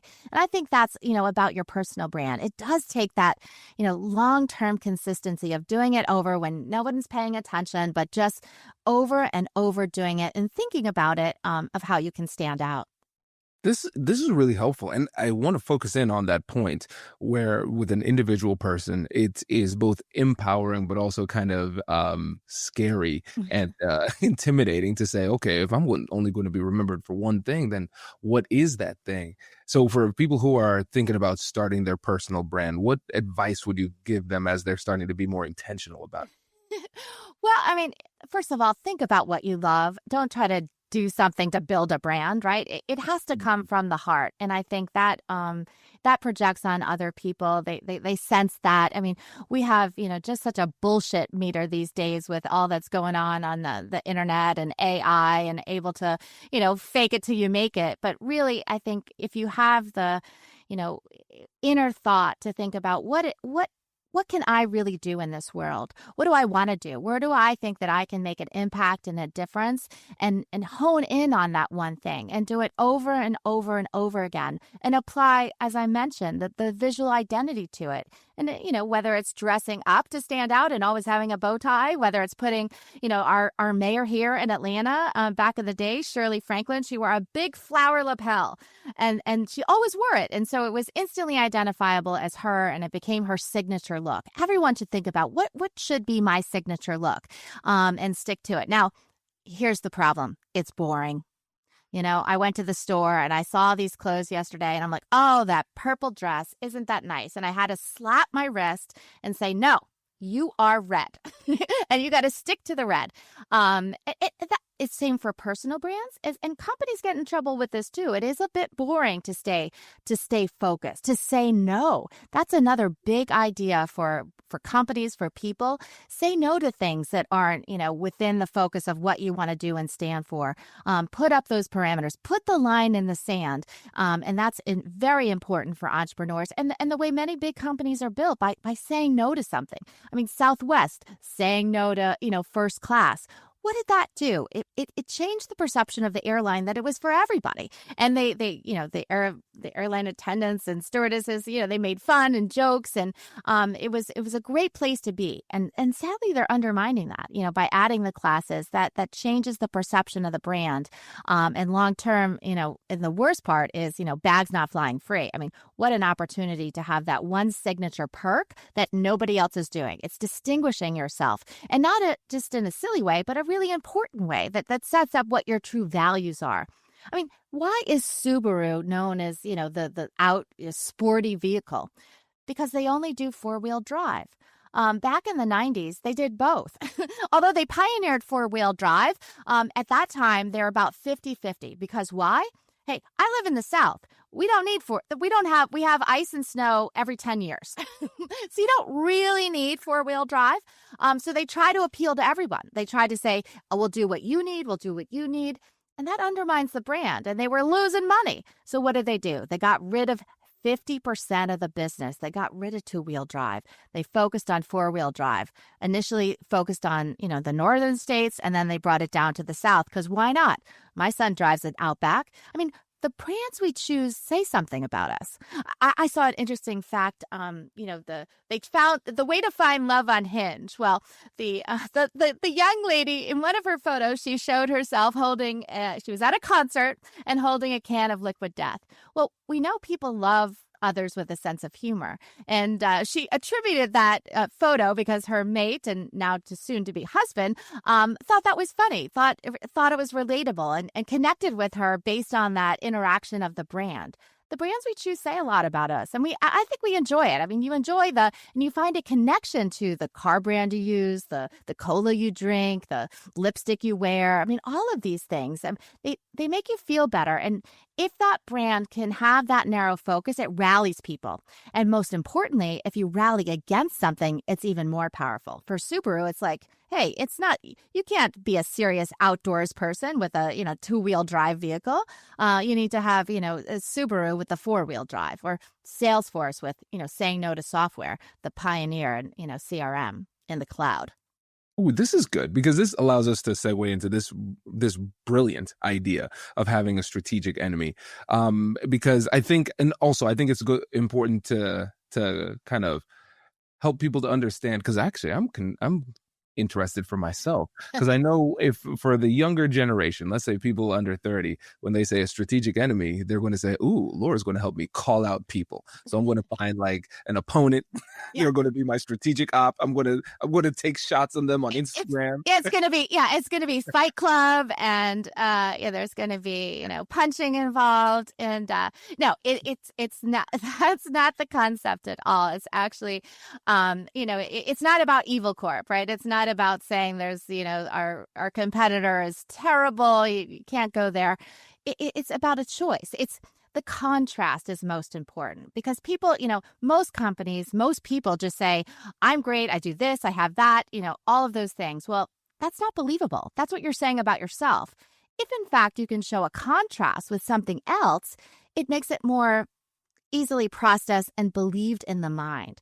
And when you can call out a strategic enemy, you can also rally people to get more excited about what you're doing. Another good one is dude wipes. Have you done the dude wipes? They're great. Oh my God, they're so good. Yes, they're so good.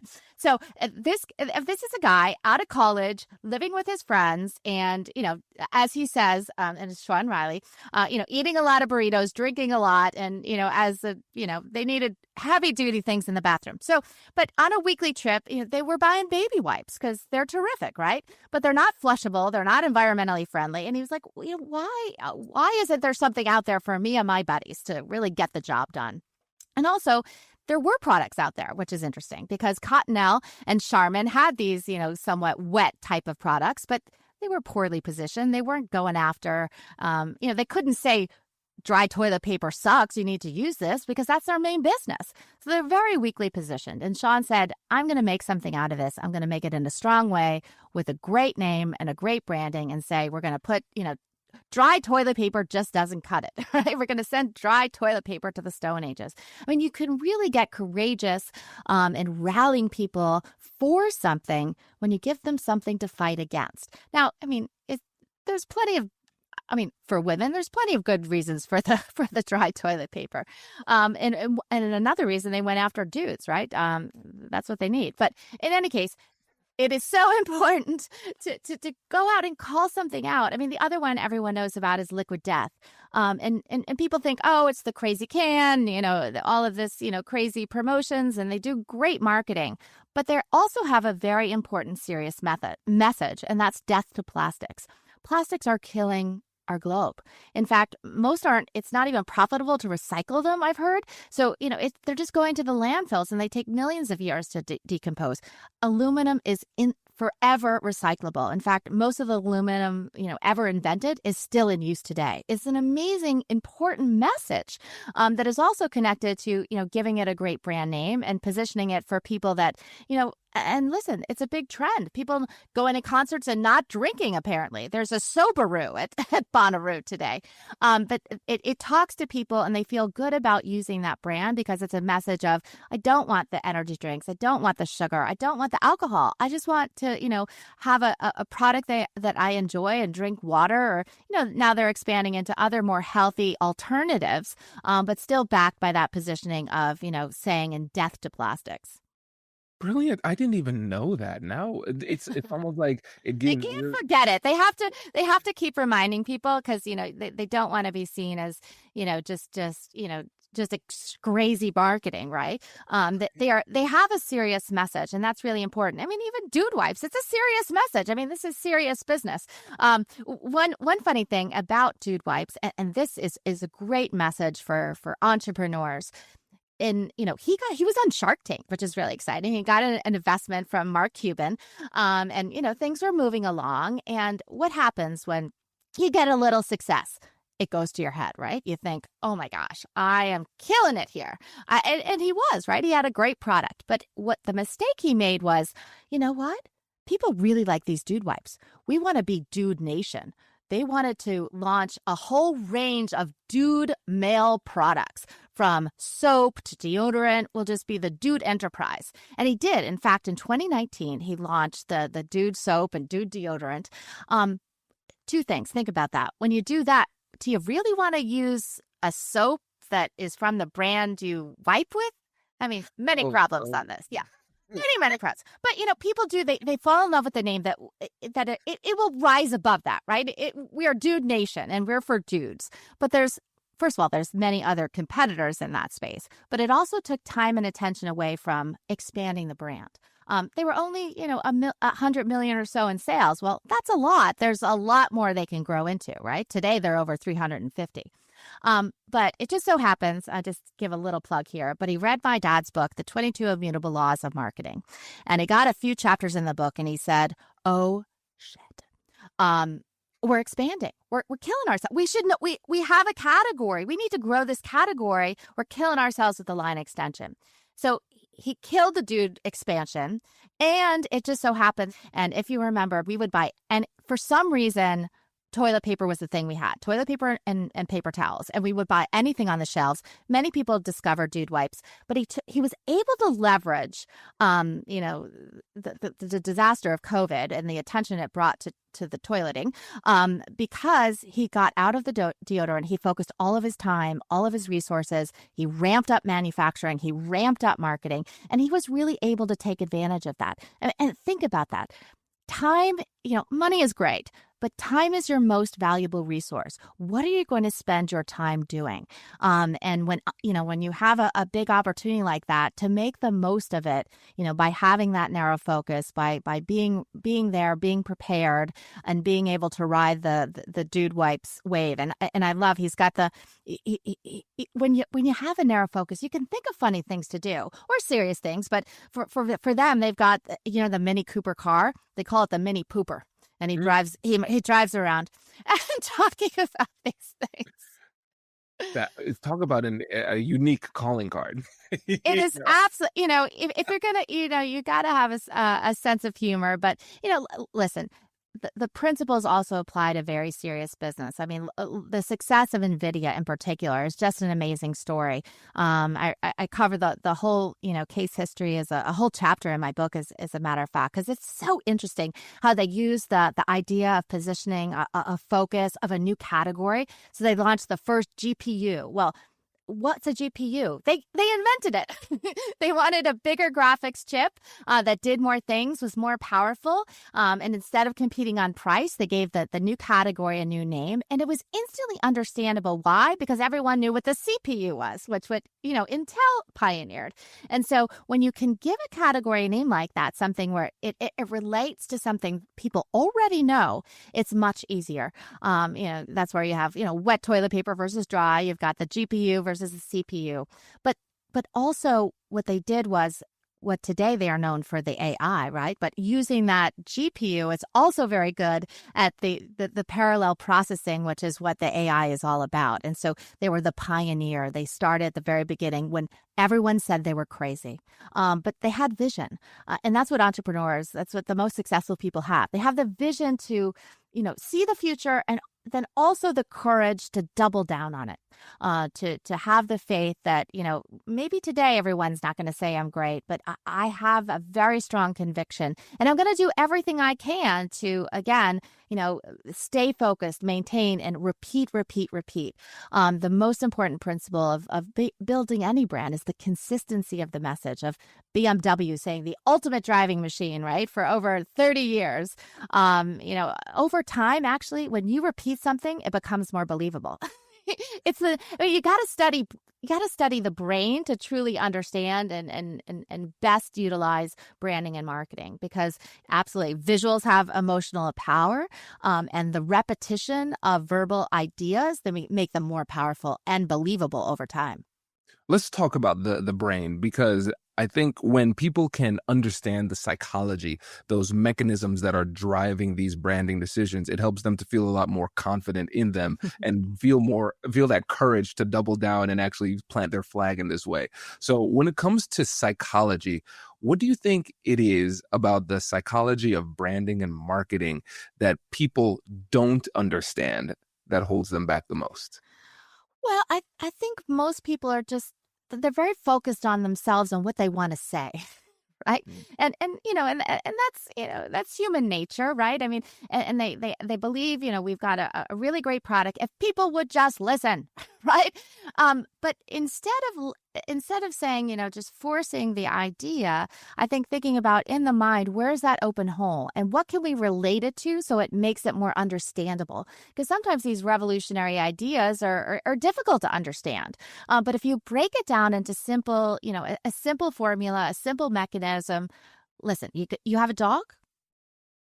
Me? Yeah. No. Oh my goodness. No. All right. Whenever my kids ask, I say I already have too many small mammals. Yes. We're good. No, well, that's very true. But they're wonderful things. So the farmer's dog, what did they do? I mean, this is fresh dog food. I mean, is fresh better? I don't know, but probably, of course, fresh is better. I mean, people are supposed to eat fresh, wholesome foods. Why would you feed your dog processed food every day of its life? You're going to shorten the longevity, and they call the enemy brown burnt balls. I used to think that was the healthiest thing. I didn't feed him canned dog food. I thought all the healthy so-called brands were dry food. I didn't think about it until they reminded me that that's processed. It's a bunch of processed stuff in there. And the farmer's dog, which is a great name, names matter. What the other really interesting thing about brands is too often, listen, they listen to what I say. They say, oh my gosh, Laura said the category is really important. Why don't we just give our brand name the category name? So you have products like Fresh Pet, which is a supermarket brand of fresh food. You have Lyft. Do you take a Lyft? If someone says you want a Lyft, I say, I'll have an Uber, thanks. Right? Uber is a client, so I am pro Uber. Oh, Uber is Uber is fantastic. And Uber got lucky too. Sometimes, you're a genius. Sometimes it comes with a process server. So Uber wasn't initially called Uber. It was called Uber Cab. It was ubercab.com. And, the San Francisco, taxi authority said, you're trying to fool people into thinking you're a taxi cab. And they're like, whatever. No, we're not. And they're like, we don't want to fight you. We're just going to shorten the name to Uber. Well, that was the best thing they ever did because taking cab out of the name let them strongly promote as taxis as an enemy. And that was a very key part of the brand strategy and, great success, such a killer example of utilizing the enemy and having an excellent brand name. Now, despite, some of the silly things they did with the logo over the years, but just that simplicity of black and Uber, that's all they need. And it's a brilliant, Lyft has not been able to successfully compete, but the name is too generic. And what is they had those pink mustaches. Now that is unique and it stood out, but what did it communicate?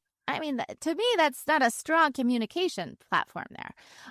But you've got lots of examples from, the old one, but oldie but a goodie was, Miller Light Beer, right? They try to position it, and many companies do this with an alternative spelling, right? Lyft is Lyft, right? Lite for beer. But, if the problem is, while it looks great on paper, that's not where the brand lives. The brand lives in the mind. And in the mind, it's a sound. And LIGHT is the same as LITE in the mind because the sound is exactly the same. The better direction is to give yourself a strong brand name than has a generic, if you will, category name to reinforce it. Oh, explain that because I that is a nuance that I think a lot of people could miss, that last part. Yeah, sure. Of course, the idea being that your brand name long term wants to stand for the category. And as a result, you want it to be differentiating from everybody else. You can't own a generic name like Light because what happened?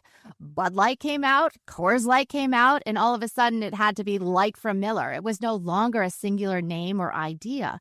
And so if you can, think about your brand name long term is very important, but you need that, very generic category name as well as the brand name. Another great one is, the hard seltzers, right? This wave took off, billions of dollars and was started by what? White Claw. Now, interesting backstory. This was a brand from Mike's Hard Lemonade. So they saw an opportunity. People were, wanting to cut down on sugar, cut down on carbs. So they launched a new brand, but it was a simple category. It was, hard seltzer. what's interesting is they weren't first. Spike Seltzer was first, but the name is too generic. That's a great category name, but it doesn't allow for that uppercase name. If you say, have you had a Spike Seltzer to your friend? What kind of Spike Seltzer? Long term, every category is going to face competition. So unless your name is right, unless your visual is strong, unless your communication strategy and what your slogan, your battle cry is strong, it's going to be very difficult to compete against the enemies that you're going to face. White Claw did a great job. They were in cans. They forgot the bottles, right? And that they didn't coin this, but a lovely guy on the YouTube did. But there ain't no laws when you're drinking the claws, and that's the way the kids were talking about him in the early days. And the police didn't like that very much, but there's always an opportunity for the drink for the new generation, right? When I was in college, everybody drank beer. Today I've got one out of college, one in college, and it's all about these White Claws, and they do like having a brand for their generation, for them. I mean, even you see in energy drinks, the kids today are drinking what? Celsius.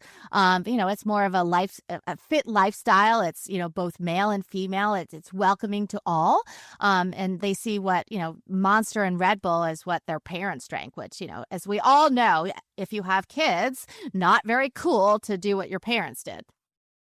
It's so funny to think about it, because I remember when those brands came out and it was like so cool, and my parents were saying this is so terrible that people are drinking this stuff, and now it's old too. Yeah. Everything ages. Everything gets now. That's not to say that listen, Coca-Cola has been around over 100 years, and as the real thing, it's the original. There's still power in that as long as the category is strong. The success of Coca-Cola as a brand is only as strong as the cola category itself. Now, it does have advantages. Back in the orange soda was a big hit. Apparently, I wasn't there, but it's a one-note flavor. There's only so much orange soda you can drink. Coca-Cola it's more like a wine. It has multiple flavor notes, which allows people to enjoy it more and drink it, as opposed to you can only have one orange soda and you're done.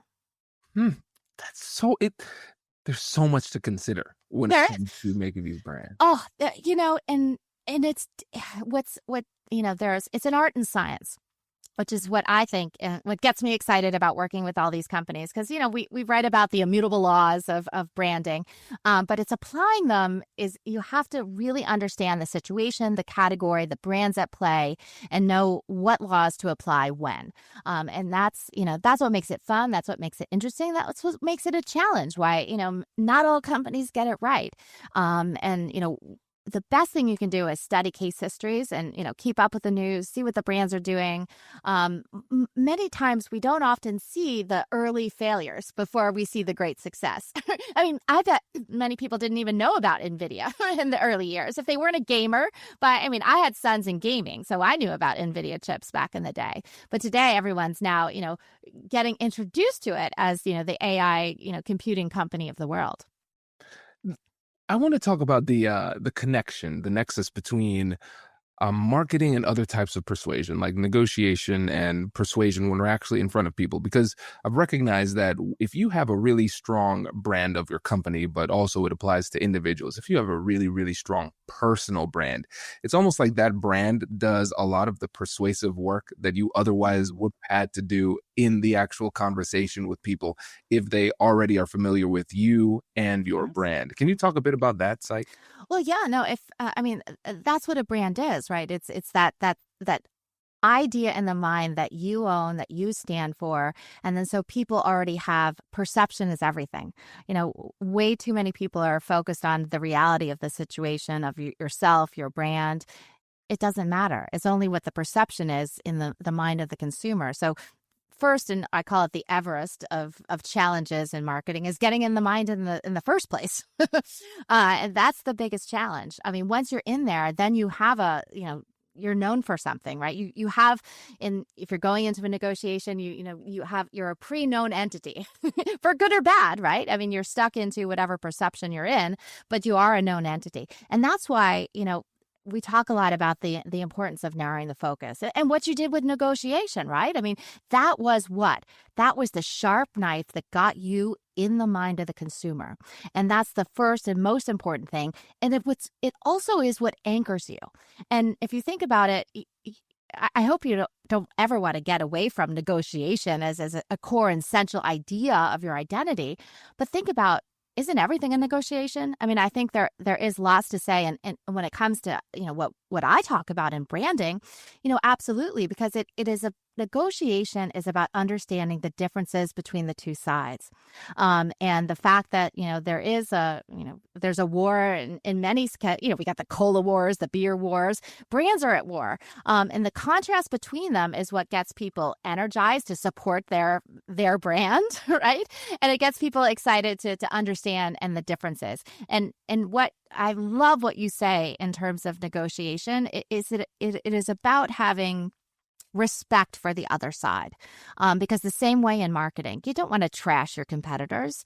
Right. You want to, you want to accept what they're doing and say there is a time and a place. Listen, if I am Canva, which I think is one of the greatest companies, right, bringing the ability for anyone to create a logo and a graphics and all of this, but they can't trash talk and in the reverse. But Adobe, I mean, that is the high end, high level, super complicated, software for the professional set. And so the contrast between them, and not again seeing what your size, where there's benefits, where there's not, and to successfully compete against them, we call it a debate. So in any kind of situation, people love this. They don't just make a choice. What do? They think about who are the competitors in that category. They go to Reddit to see what there's being talked about. But getting people, word of mouth is, of course, the key driver of getting brands, that respect, of getting the brands, that credibility of, you trust much more what a friend says to an ad you see. I hope so. I mean, I think that's the way most people think. But what the ad does, and this is a very important part of marketing and understanding the process, is that advertising should never be used to introduce an idea. It should be used to reinforce something that they already know. When you see an ad, you should nod your head, yes, I should go buy a Coke. It is delicious. It's the real thing. And too many companies use advertising to expand into other things, to talk about the expansion they're doing, instead of, hammering in that one idea, and reminding people to do that, by using, again, the word of mouth, the PR, talking, what others say about you has much more believability than what you say about yourself. This is so good. I'm running out of space for notes here too. Taking notes, fantastic. I love a good notes. Well, notes are important. Being able to oversimplify your message so somebody can take a note. That's a really important principle if you think about it. And that's what we work with, with companies. Like, how can we oversimplify it so people can tell their friends, can be reminded of it, and to take a note on it. I mean, if you are going to listen to this, what would you write down? I mean, I hope you write down that brands need a focus. When you have a focus, that categories matter more than brands, right? So dominating a category with your brand is the ultimate goal. And then you need an enemy. How can you contrast from, for example, another category? If you're launching a new one, pushing the other category to create the contrast, so what people can more understand what you stand for. Because when you clearly say what you're against, it makes it much more clear what you stand for. Wow, you're so right. You are so right, Laura. I could keep on talking to you forever about this, but I always want to make sure that I give Simone some space, because he listens in and sees parts that I know that our audience will want to know more about. So, Simone, any additional follow-up questions coming to mind for you? So once you have your own brand and you realize that everything is wrong, how can you change and not change in front of, or not be perceived as weak by your audience or by your target or your niche? How can you tweak your message or repurpose everything, or how can you frame it so that you don't look like weak?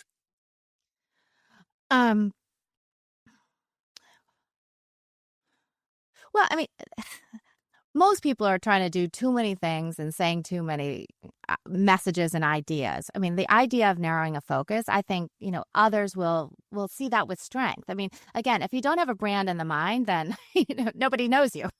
So the reality doesn't matter. I mean, if you have a strong perception, it is very difficult to make a radical change, right? I mean, you can't, go from A to B. Kodak couldn't go from, film photography to digital photography. That was just an impossibility. So for a company, you can launch a second brand. Now, for a person, that becomes a little bit more of a challenge. I think making the bridge of narrowing in on the focus and calling out what that future and how it relates to the past can be very effective. But again, so few people think about applying these things to themselves. I mean, I just got on Substack, and I mean, you look at all these names of the stacks, and I'm like, what are you talking about? Just give me a reason to follow you, and maybe I will. That again, I mean, and the consistency of it. One of the difficulties, as I mentioned, is it gets a little boring to kind of talk in the same in the same vein or on the same topic over and over again.